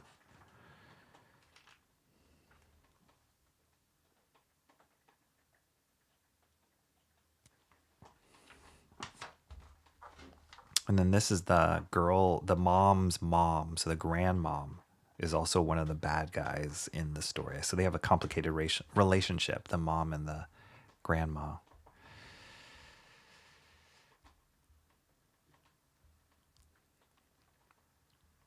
Bang Coffee. Coffee Croft. Awesome one with the amazing names. You little Rippa Brew. Before Bancroft starts up the Bancroft Blend coffee brand, that special brew to challenge the Outback. That's right. It's sifted on the sands of the Sydney desert or whatever. Sam Keith Moore, hit or miss. Sometimes I get that it's an artistic choice. I need to get some sleep, folks. It's 11:24 p.m. here. Time for bed. Good night. See you later, Central Comics. Thanks for joining us. Hope to see you again soon. I don't like all artists, even the great styles, just because they're significant. Someone being important doesn't make me like the art style. Nobody's making you like the art style. Jeremy Burtz. What's up, Jeremy Burtz? Hello, hello. Not to be confused with Jeffrey Beats. How you doing, Jeremy Burtz? To be fair, is dislike half of Rocky's art favorites. I like a ton of no-name artists' works, and they're much less famous than, Michelangelo, Jack Kirby. Being famous doesn't make me like your work more. Stop telling me what to like. It's okay. It's all good, Cranberry. It's going to be good. Of course, this is all my personal taste. There's millions of people who prefer their work more than me. You're just on the wrong side of history, Cranberry Landers. That's all I'm going to say. Dinner time for Awesome One. All right, see you later, Awesome One. Have a good dinner. I mean, they look cool for this comic. Ghost Machine's books are great. Just creator-owned comics for me at this point for Michael Bancroft. Except, well, do you consider Ghost Machine creator-owned? Which it is. But it's very mainstream, too. It's killing it in the mainstream market. So one thing I wanted to point out in this issue, kind of crazy, and this is very much a Daniel Warren Johnson move.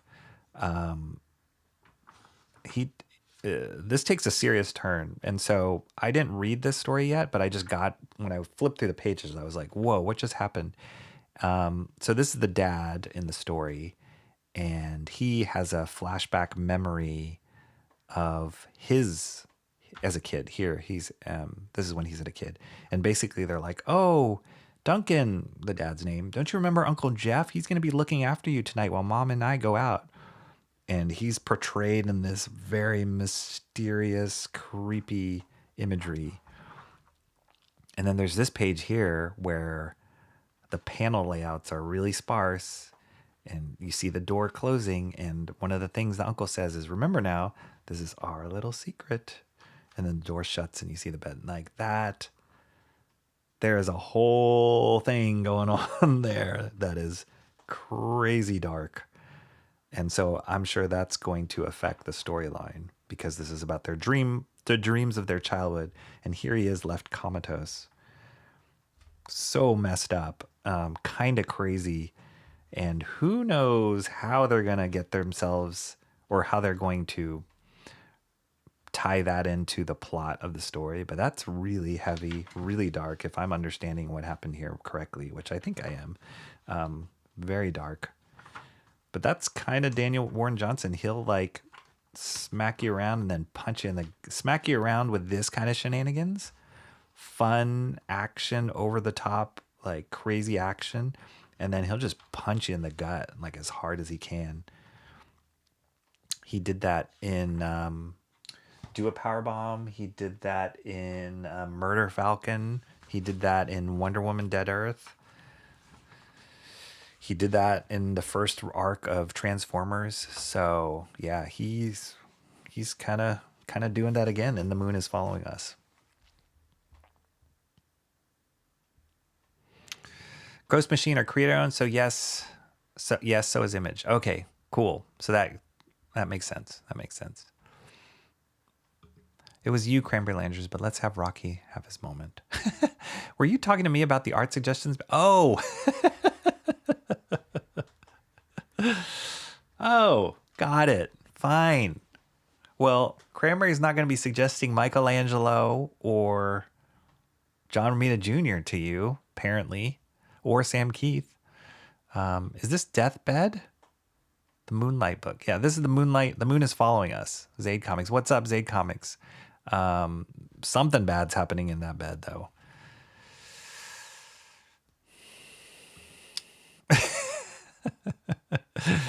Everybody's saying hello to Phil. Creepy. Yes, pretty creepy. Pretty creepy. Just took a dark turn. I mean, there's been some dark turns already in this book, in this series, but that is by far the darkest turn right now. So who knows? Who knows how they're going to pull that one off? that was The Moon is Following Us, number 7. 3 more issues to go. 8, 9, 10. Yeah, 3 more issues in that series to go. Here's the last current book that I picked up today. Absolute Superman number 5. Look at the sweet Jay Lee cover. This is the regular cover right here. But I saw this sweet Jay Lee cover on the rack. Had to get that. Got to pay an extra $1 for some of these variant covers. And it's kind of cool that I've noticed they've been doing this a lot, or they do this a lot, is even if you get the variant cover, they'll include the regular cover on the inside too as a page. So does that justify the extra $1? Probably not, but I couldn't pass up this Jay Lee cover because that's amazing. I would love to see him do like 3 issues of Absolute Superman in this style. That would be epic. Absolute Superman, I've said this before, is getting good. Yeah, I really like what they've been doing in the series. And when I first started reading issue 1 and 2, I was like, yeah, it's okay, but I wasn't really into the story necessarily. But I do like what they're building now, and the artwork's growing on me as well. There's a lot of red in the coloring. This has been pretty standard for all these issues of the amount of red in this. Red and blue, but predominantly red. And one of the different things in his costume in the Absolute world is it's this like almost sentient nanotechnology, his cape. And it does these things, and he can kind of control it to do these things, as opposed to just being like a flowing cloth cape. So it's cool. I was like, man, that's kind of weird, but it's actually kind of neat how they use it.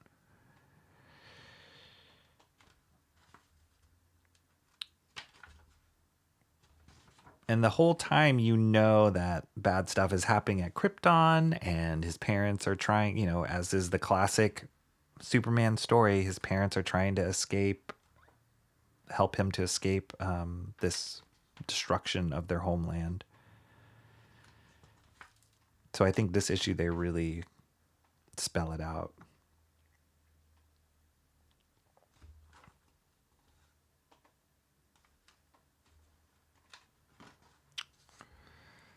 Lots of destruction.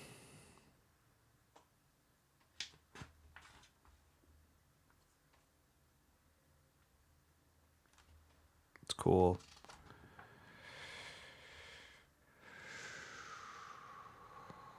I think here he is. He's on his own, all by his lonesome. Parents got killed. This is cool. I don't know what to expect. I will be for sure picking up the first issue of this because Javier Rodriguez is a great artist, but this is wild, the direction I see they're going with the art on this, and they're purposely pushing things on this.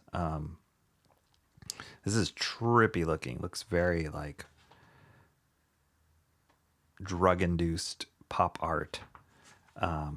So yeah, we'll see what happens with Martian Manhunter, but I'm all for them trying to like mix it up with this character and with the stuff that Javier Rodriguez has done before I've liked. So kind of interested to see where they go with that series. Here he is with his cape and the like clothy, nanotechy, sentient cape. It's kind of cool.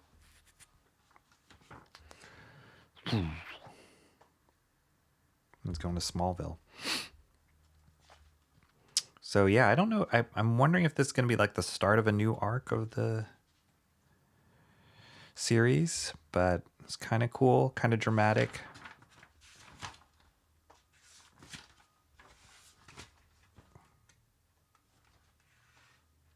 There's something else I was going to say about this, but I forgot.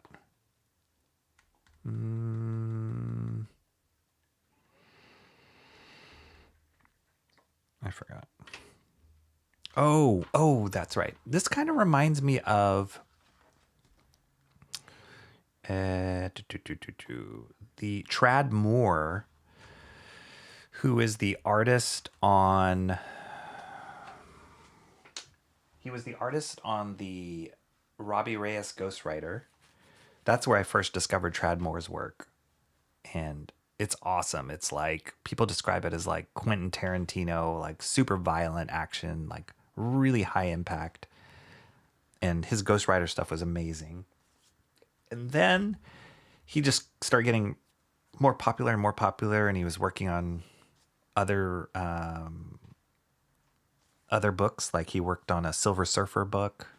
Let me pull out one of those.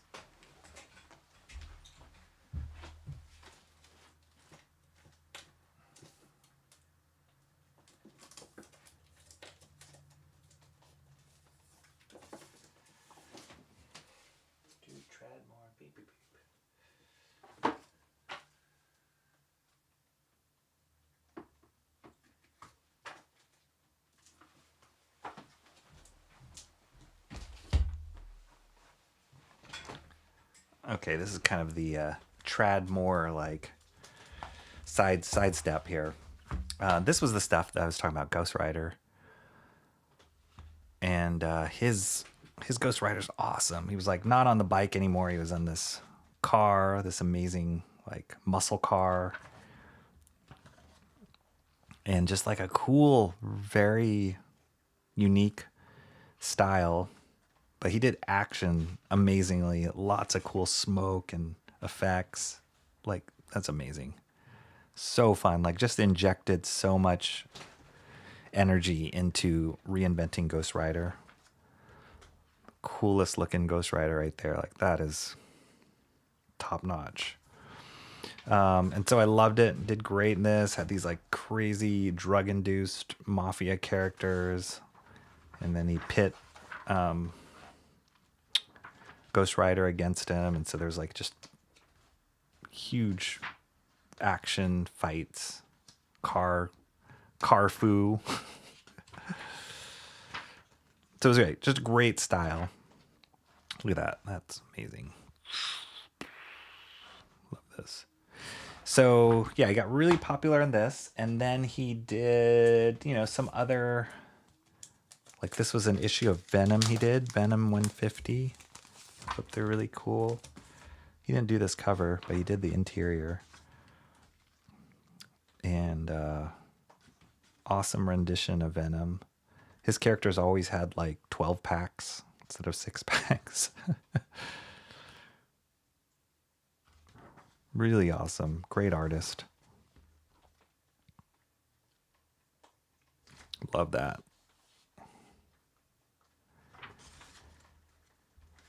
Just dynamic, bold.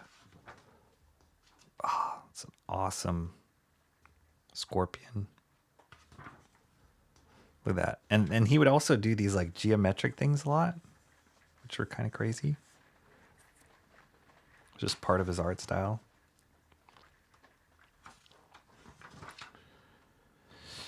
Okay, so that was Tradmore. And then he worked on I think this came before his Marvel stuff, The Strange Talent of Luther Strode. And there's I have all 3 volumes of this. It was like The Strange Talent, The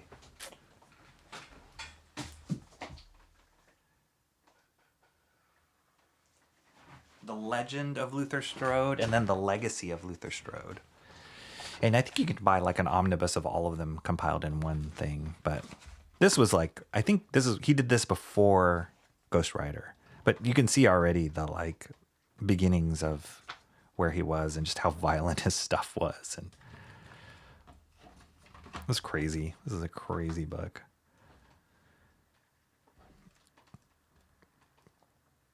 Just fun stuff. You can see why he got discovered and why he did so well in his career. Then he got on to this book, Silver Surfer Black. I think this came out before New World. So he did this. And I started noticing like his style started to get more abstract. And so he's playing around with stuff, but it was still really cool and, dynamic, had the same kind of dynamic stuff, interesting panel layouts. Crazy angle. Silver Surfer crotch right there, or no crotch, but just a crazy angle, very exaggerated. But because it was Silver Surfer, he's traveling through space and the galaxy, and things are getting warped. So he would play around with these weird imagery perspectives. It was cool. It was a cool take on Silver Surfer. Very bizarre, but he started doing more of this kind of stuff. And if you remember from the work I just showed, like, he was really detailed, and I felt like whether that was a conscious choice or just like it's how his style progressed, he kind of reduced a little bit his detail and got more with patterns,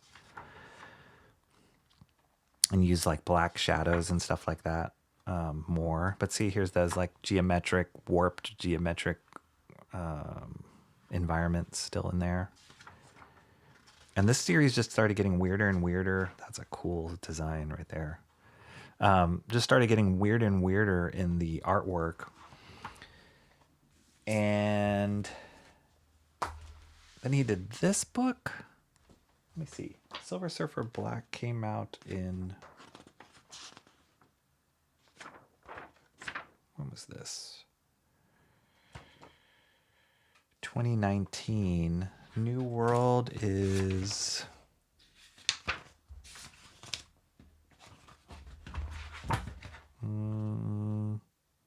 2019. Oh, I guess we're in the same time. So he started simplifying. Well, I mean, that's not simple, but his characters started getting more stylized. I guess maybe this wasn't the right progression, but there was like a stylistic shift in his work. Maybe this came first and then Silver Surfer, it feels like. But it just, like, he started doing this kind of banana stuff. It was wild. Like this stuff. And I don't own it, but the latest iteration or regular book that he did was a Doctor Strange book. I think I was in one of my Wednesday comics I did, and I just borrowed it from the library. But it was a Doctor Strange book that he did. And it got even weirder with the stylization of stuff. Like, that's super stylized, that nose. And he just got more abstract. See what he's doing here? Like, crazy abstract here.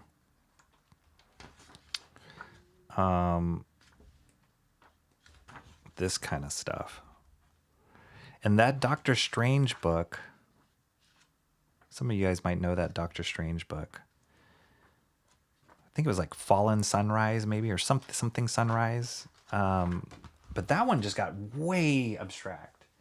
And it works for Doctor Strange, but it got too abstract for me. So I was like, whoa, this is crazy. I don't know if I can follow this. And it just seems like that's where his style is now, which maybe it's because the other way, the stuff that I really like that he did was harder to draw. And he's just simplifying it even more. But the reason why I brought all that stuff up is that kind of reminded me, the Martian Manhunter stuff kind of reminded me a little bit of that, of like, whoa, this is going weirdo. So we'll see if it can hold together. I think the good thing with the way Tradd Moore's style went, at least on the Doctor Strange stuff, is it made sense because it was Doctor Strange's weird mystical world and was kind of in the eye of Agamotto, like all that kind of strange Ditko-esque stuff. And maybe with Martian Manhunter, this weird abstraction will work for Martian Manhunter because he's kind of a crazy character as well. But yeah, who knows? We'll see. I always wonder that when artists that are on such a trajectory of like, holy cow, like their style's incredible, and then they just like pivot to a different direction, whether that's just because it was too hard to maintain the level that they were at, or it's just a artistic journey that they go on. Yeah, always interested in that. Mark's Music Obsession says, I see Rocky Sean Bancroft table at Pensacon Rocky arriving by boat. Oh, that'd be awesome. Instead of chariot, we'd arrive by boat. Amazing. Cranberry says Michelangelo gets enough attention. Always hogging the spotlight. That guy. Deathbed was a Vertigo book that Rossmo did years ago. Oh, I didn't know that. Yeah, I haven't seen that. This, I'd say, this is some of my favorite Riley Rossmo work that I've seen him do. I've seen some of the other things he did. Like I think he did Harley Quinn and he did a Batman Shadow. I wasn't too into his artwork for those, but I really feel like this fantasy adventure world lends itself to his style a lot more.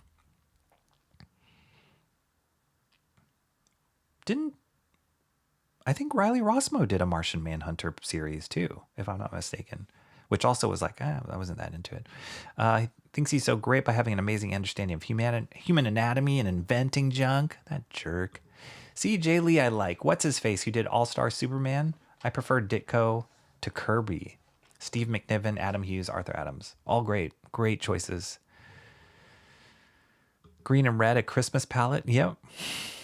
Martian Manhunter is underrated. That Scorpion is nice. Tradmore is great. Yes, all of those above. I think I like the Doctor Strange book, Cranberry says. There's a Marvel's Knights Winter Soldier series that's got amazing art. Marvel Knights Spider-Man series, that's great. Wasn't the long-running one, though. Like a yacht? Bancroft says. What's up, Sean, man?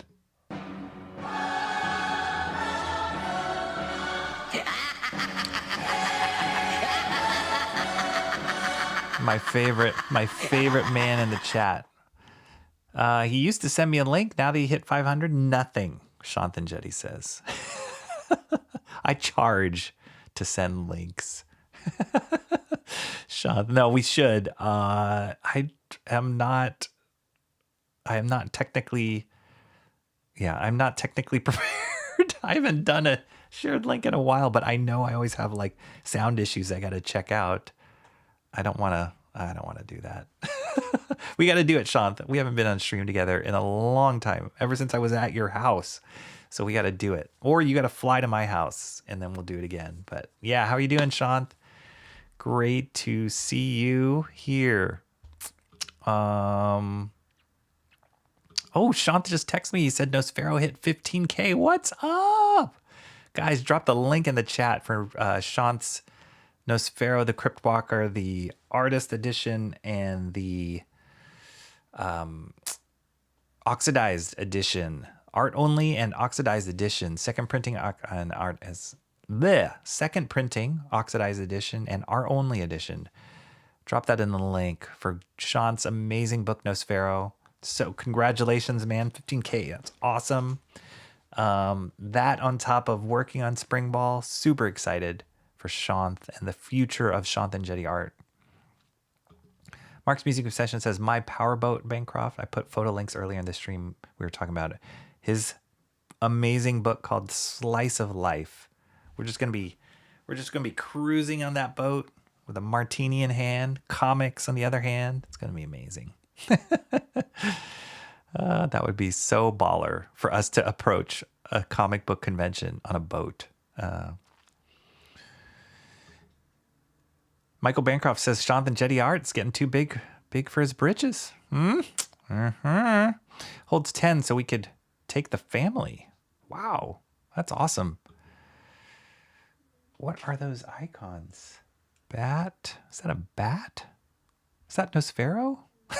Why? I can't even see those icons. You're all scum compared to Shanth, Rocky 2025. All I hear are excuses, lies. You know me. No links for the little peoples, the poors. Everybody is a mod here. Everybody can drop links. Come on now. Shant's out. That stings, Rocky. That's a shame. The little people, the peasants left out in the cold with his weeping and gnashing of teeth. Come on, guys. You know I love you all. All right, here we go. Got a couple more things. Well, 3 more things really quick here. Where are we at? Woo. All right, let's get through these. So we were just talking about Ash, that graphic novel I picked up last week. We were just talking about it. And lo and behold, I'm in Frank's shop, and I told Frank this as I was buying the stuff today. I said, Frank, I feel like you have a microphone hidden in my room when I'm talking on stream. Maybe he's just watching the stream, but dagnabbit, every time I stream about something, and then the next week I go to his shop, or if I go to his shop, I will usually find something that has to do with what I was just talking about. It's really uncanny. And this, I just found this today in one of his dollar bins. I didn't see it there before I started talking about Ash last week. So lo and behold, Ash Zero. Who knew there was an Ash Zero? I know nothing about this book, but it is Joe Quesada's character, Ash, the firefighter character. And I have not read this, just got it today, but from the looks of it, and I don't know people who, if they have read it, it seems like it takes place in the future, and it's kind of a future Ash, a time traveling Ash. No idea. I didn't even understand all of Ash's story, let alone throw him into a time travel scenario. But okay, I guess you can do that in issue 0. It's kind of interesting. He did this like almost like storybook feel of this part of the book.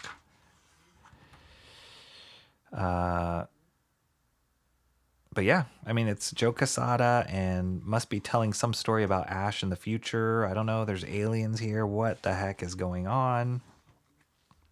As if we needed more layers to Ash, who wasn't already complicated enough. But kind of cool art. And I think, I mean, this reminds me of the actor in the modern day Ash. So I guess they're seeing like, it's almost like an Elseworlds or like alternate reality of Ash, but in some sort of future time zone. Crazy. Then it goes from this like blah, blah, blah, blah storybook, and it starts turning into like your standard comic here.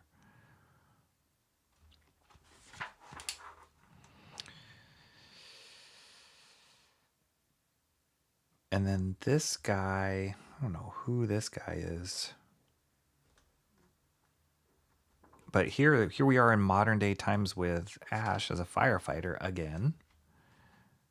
So now they're crossing over the timelines, it seems like. Bizarre. But the artwork's cool. Classic Joe Quesada stuff here. Look at this crazy image. Look at his bug-eyed, cartoony eyes.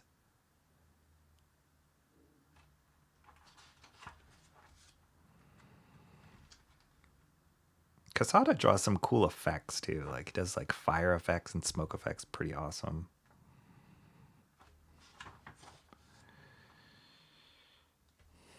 What is going on here? Then it says Ash meets his maker. So who is this guy? Inquiring minds want to know. I have no idea. I'm going to have to Google it and figure out what is going on and where this 0 takes place. Some pinups here by Chris Cross is the artist on this. It's like a 90s name if I ever heard one. Chris Cross.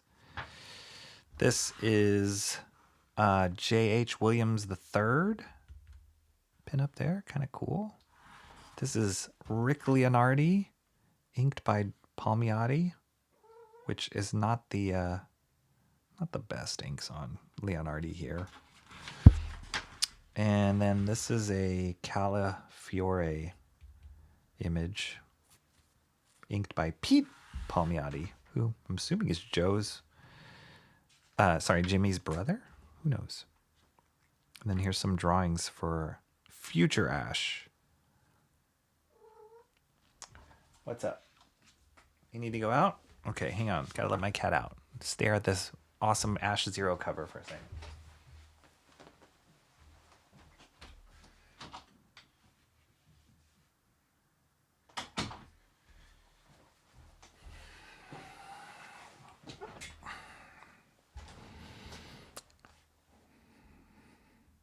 This was a Shanth drive-by. That's right.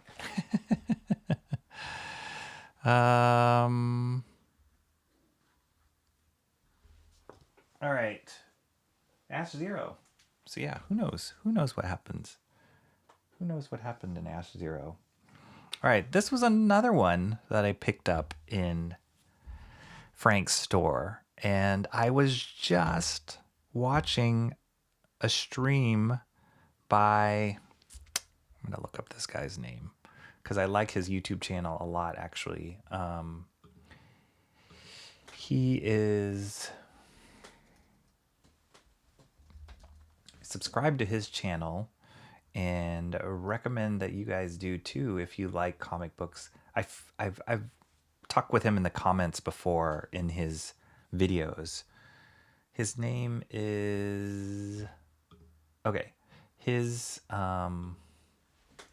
I'll drop the link. His name is Michael Fitzgerald Troy.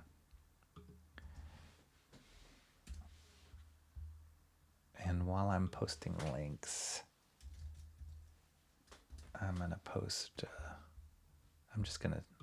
go on a link fest here. Here we go. That's Michael Fitzgerald Troy. There's Shant's campaign. Check that out. He's at 15,068 for Nosfera the Cryptwalker art and second edition. Amazing. Did I forget anything else? But yeah, Michael Fitzgerald Troy, he does these awesome reviews for comics. He does like flip through reviews. He's done a couple interviews, but flip through reviews. But all the comics that he flips, not all, but a lot of the flip throughs that he does, I'm like, oh, I remember that book.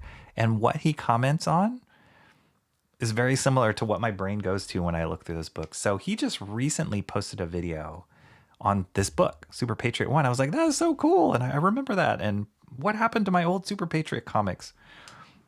And this is a character, Super Patriot is a character created by Eric Larson, who is the creator of Savage Dragon. And he was one of those side characters that Larson created and spun out into his own book. But what made this book so awesome was the artist, Dave Johnson. His artwork on this was one of the first Dave Johnson things that I saw at the time. Dave Johnson has an amazing, he kind of comes out of the Gaijin Studios world, which is like Stelfreeze, Adam Hughes, Jason Pearson, all those amazing artists. So he's got a very like graphic, bold action style. But he also, it seems like he has this cool merging of like manga and European comics too, and especially in the way he draws tech and like his background stuff and his designs. And so that, like, Larson's drawn, you know, Super Patriot. When he drew Super Patriot, he was cool, but I feel like Dave Johnson's version of Super Patriot like took it to another level.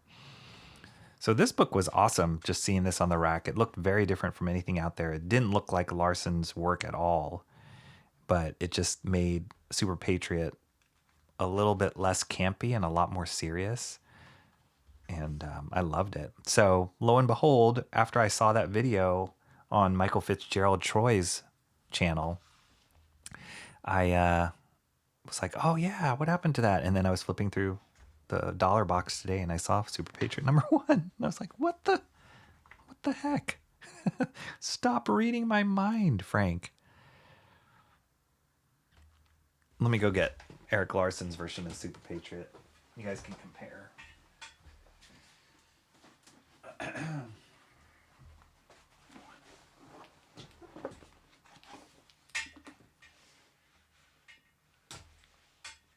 Like, he was almost silly looking in I mean, this is a little bit more serious of a version here, but when he's like running, like he was kind of crazy, and his guns just were like a bunch of metal pipes. It was just way over the top. It's still cool, but I just feel like Dave Johnson, especially with the tech on Super Patriot, just made it a lot more believable and cool, fleshed out. So yeah, this was from Savage Dragon Archives, which it's like a black and white phone book of the first 1, 2, 3, 4, 5, 6, 24 issues of Savage Dragon. It's cool. It's great little book.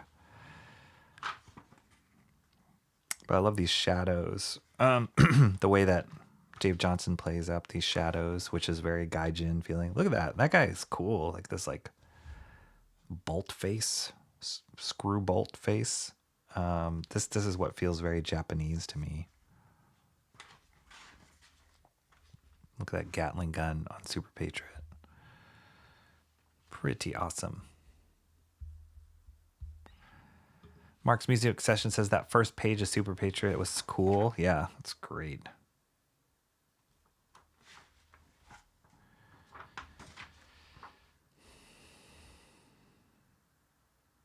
Like Larson loves doing this like flip over the crowd shooting them, but this is like a different take on it.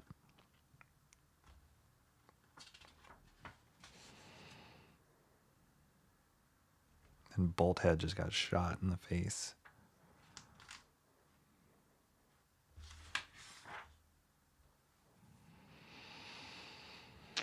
I don't know how many issues this series was. This is cool. And all this tech here feels like Ghost in the Shell or Akira.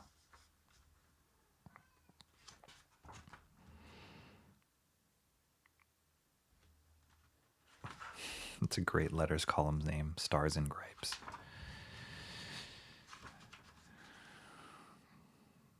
Was Star...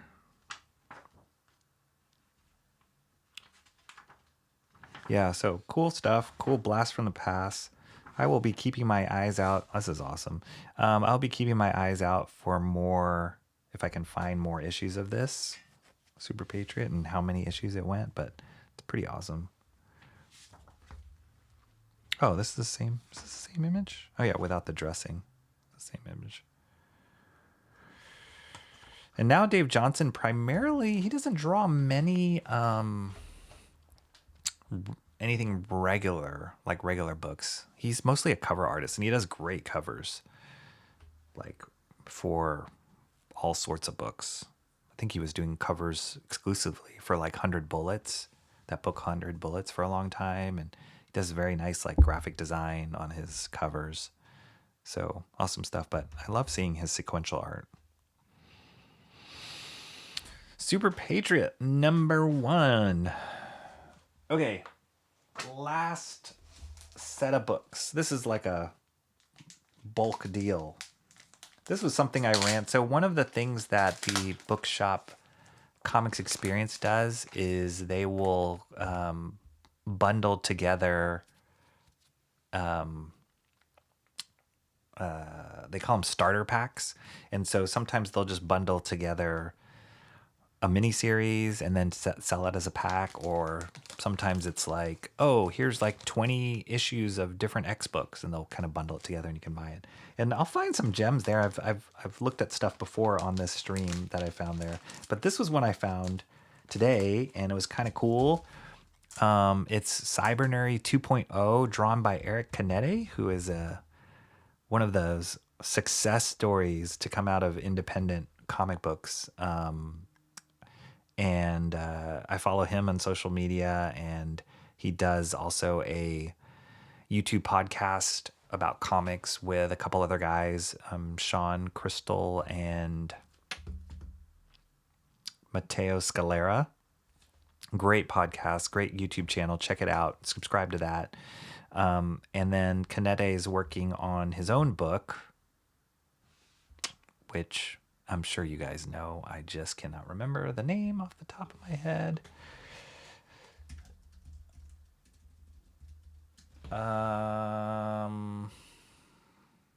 Arc Athena with Iconic Comics, and it looks incredible. And he's just cranking that out. He's a workhorse. And that guy's also worked in the animation industry on some amazing things like Aeon Flux and Tron, and a couple other things, but just been trained amazingly. And there was a point in time where he was doing regular books like this one, Cybernary. I have another book miniseries that he did. It was an Iron Man Mandarin miniseries that he did. And he also, there was something else that I had. So he's done comics before. And when he works in animation, it's mostly as a designer and storyboard artist. So this guy is he's amazing, like an amazing talent. And I haven't seen this in a long time. This came out in 2001, but it was kind of cool to have it all compiled in one pack, and I couldn't pass it up. It was a great deal. So Cybernary 2.0, I don't think I ever read this when it came out. I'd seen the art before, but I don't think I ever picked it up and read this when it came out. And Cybernary was originally a character drawn by Nick Manabat, who I unboxed his artist edition of Cybernary. This is his drawing here. But he passed away at a super young age. Nick did. Cybernary came out as a backup story to Deathblow #1 from Jim Lee. And it was just incredible. He was like, people were like, who is this kid? Who's this artist that came out of nowhere? And then they did, I want to say 3 or 4 backstories for Cybernary. And then it disappeared, I think partially because he passed away. But then I guess they revamped it for this one. The writer is Joe Harris, and then Eric Canetti is the penciler, and then the guy by the name of Juan Velasco is the inker. So yeah, this is a little bit of a blast from the past, but kind of a cool find, especially because of Canetti's art.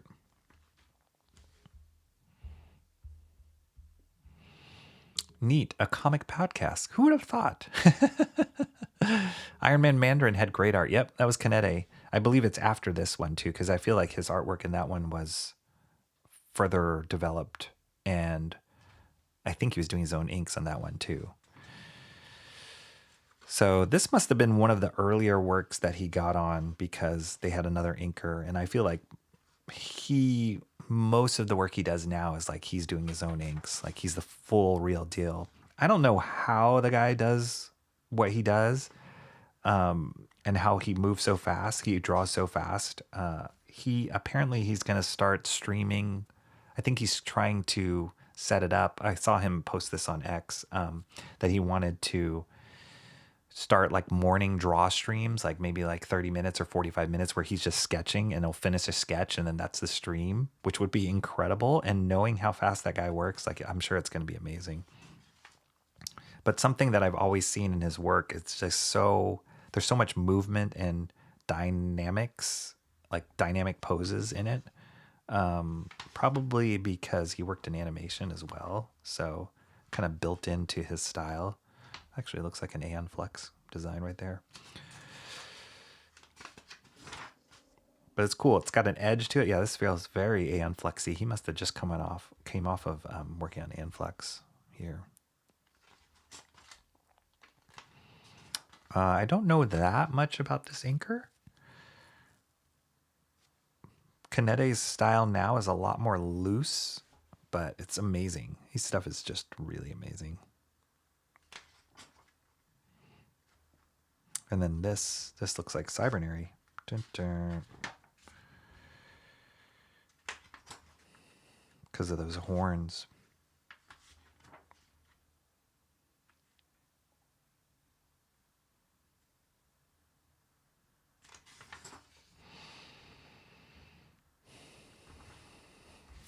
So yeah, this was under the Wildstorm imprint.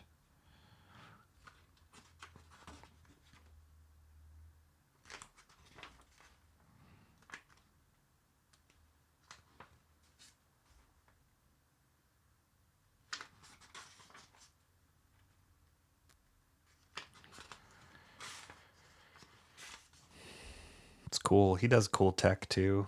Really cool tech. And really kind of wild proportions. I feel like that came from like being trained under Peter Chung and Aeon Flux. It's got these really lanky, distorted proportions. But it's awesome.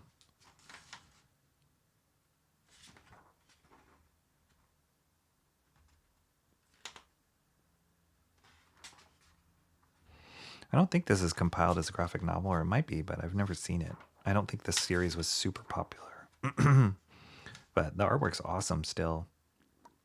Even though it's not like 100% all Kanede. You can see his beginnings of where he would go with his comic style.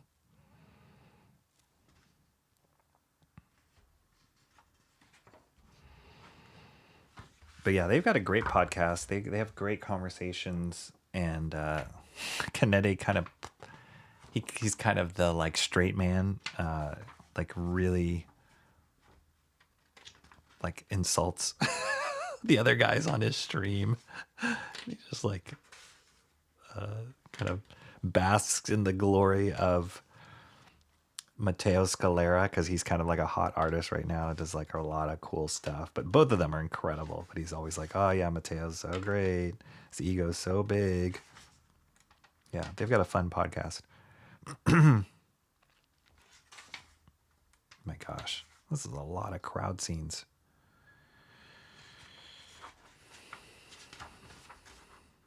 That's cool.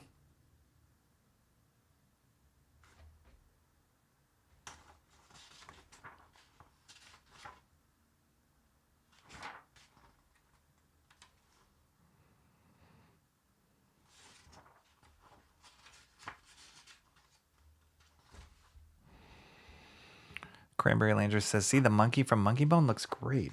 Monkey Bone. That was not a good movie. The stop motion stuff was awesome in that, but the movie itself was not good. That's cool.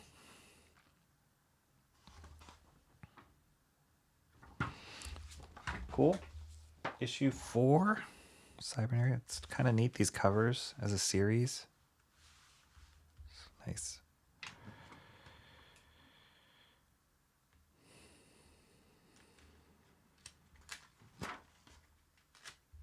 Yeah, man, he's drawn a lot on these.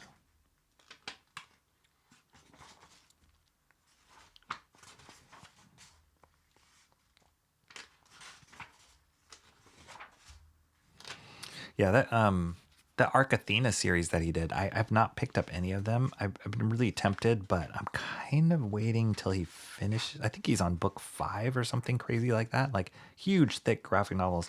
Kind of waiting till he finishes it. Then maybe they'll sell like a huge bundle of all of them. But yeah, it's awesome. I don't know how he does it, but he works so fast at such a high level.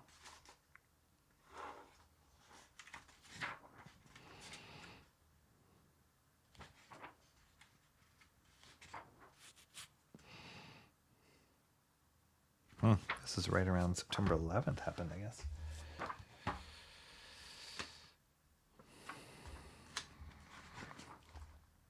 Oh, wow. Midnighter. I guess they're crossing over with the Authority. That's cool.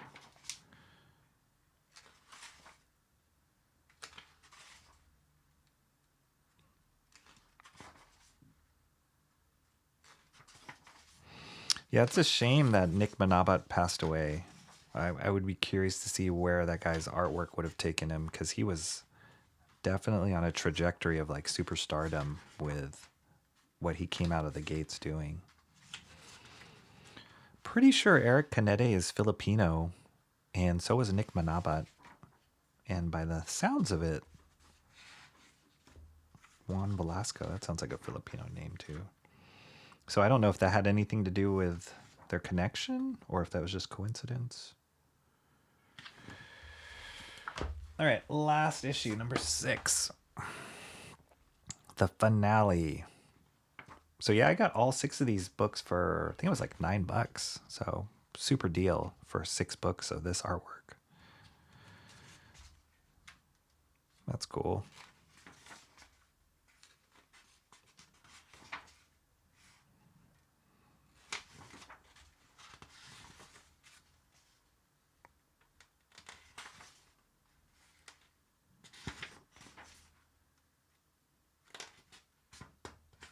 Love these cyber eyes. That's cool. Cool design.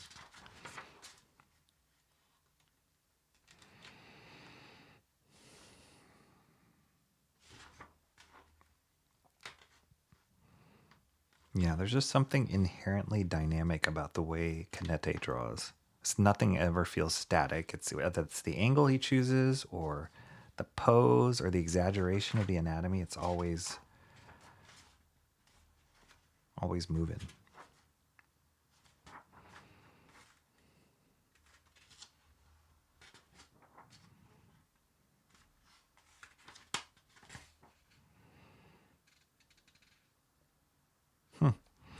I was expecting some huge battle at the end, but it didn't seem like there was. Anyway, there we go. Cybernary 2.0. Boom, boom. Boom. Boom. Boom.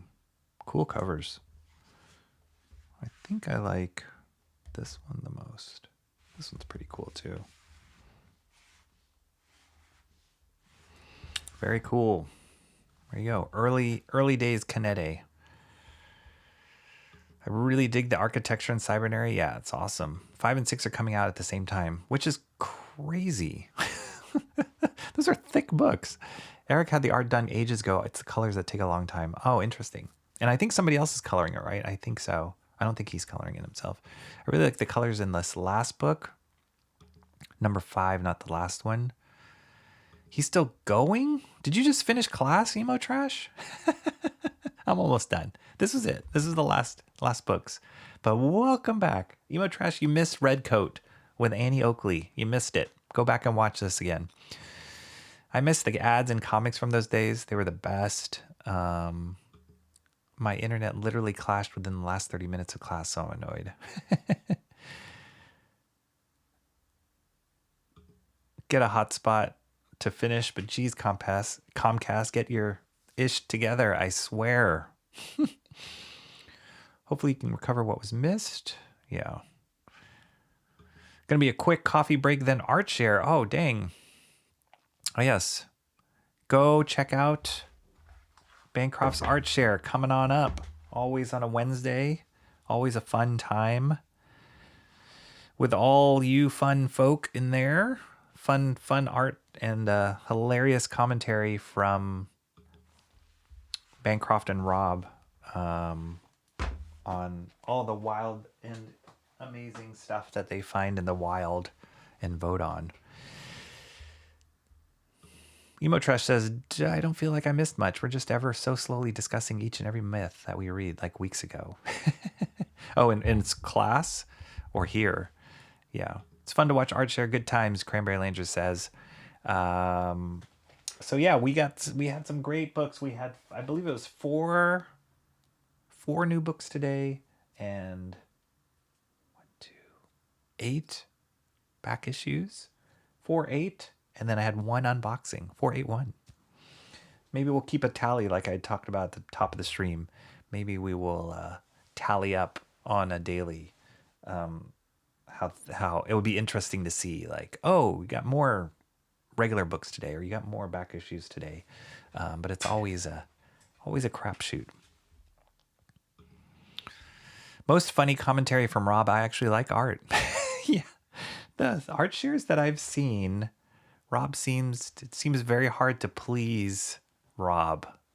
He pretty much hates everything, even the ones he likes. So yeah, but it's good. It's a funny pairing. Don't tell Bancroft I said that. He'll get a big hit. He'll get conceited. Couldn't have sat through the stream. Instead, the only thing I would have missed was attendance. Take that, school. Even though we take attendance here, right?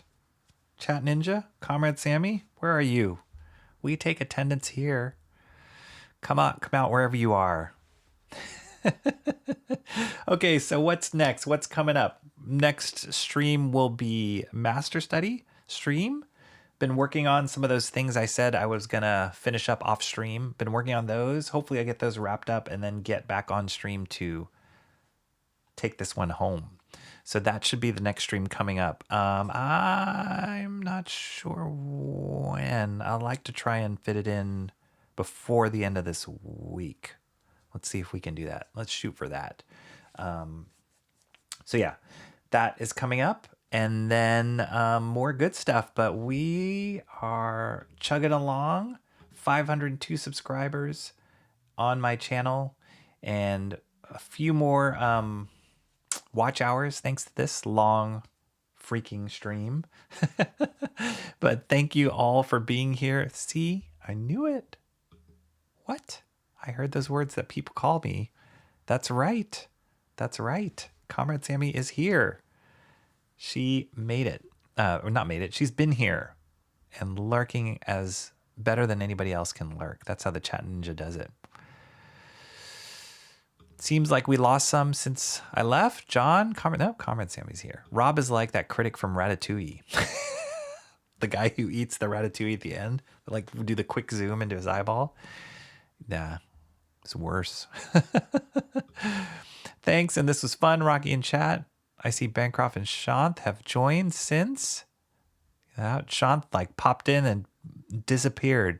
Pulled a Comrade Sammy. Web of Spider-Man #1 cover, Master Study. Tell him, Bancroft. Mark's pushing that one hard. Pushing it hard. Swinging in at the last moment. K-pop junkie, what's up? Thanks for coming in here, K-pop. We're wrapping this up, but check out K-pop's channel. She's got 1,000 streams coming out as usual. Seconded Mark's Music Obsession for Web of Spider-Man #1. I'll have to look at that one again. We'll see. We will see.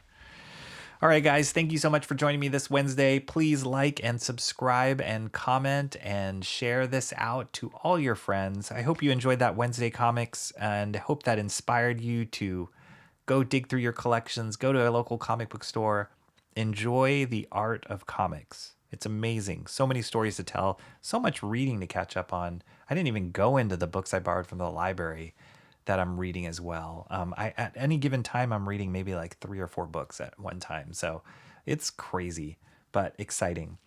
I hope to catch you guys next time. Till next we meet, I will see you again. Have a good time. Good Wednesday. I'll see you later. Take care. Peace.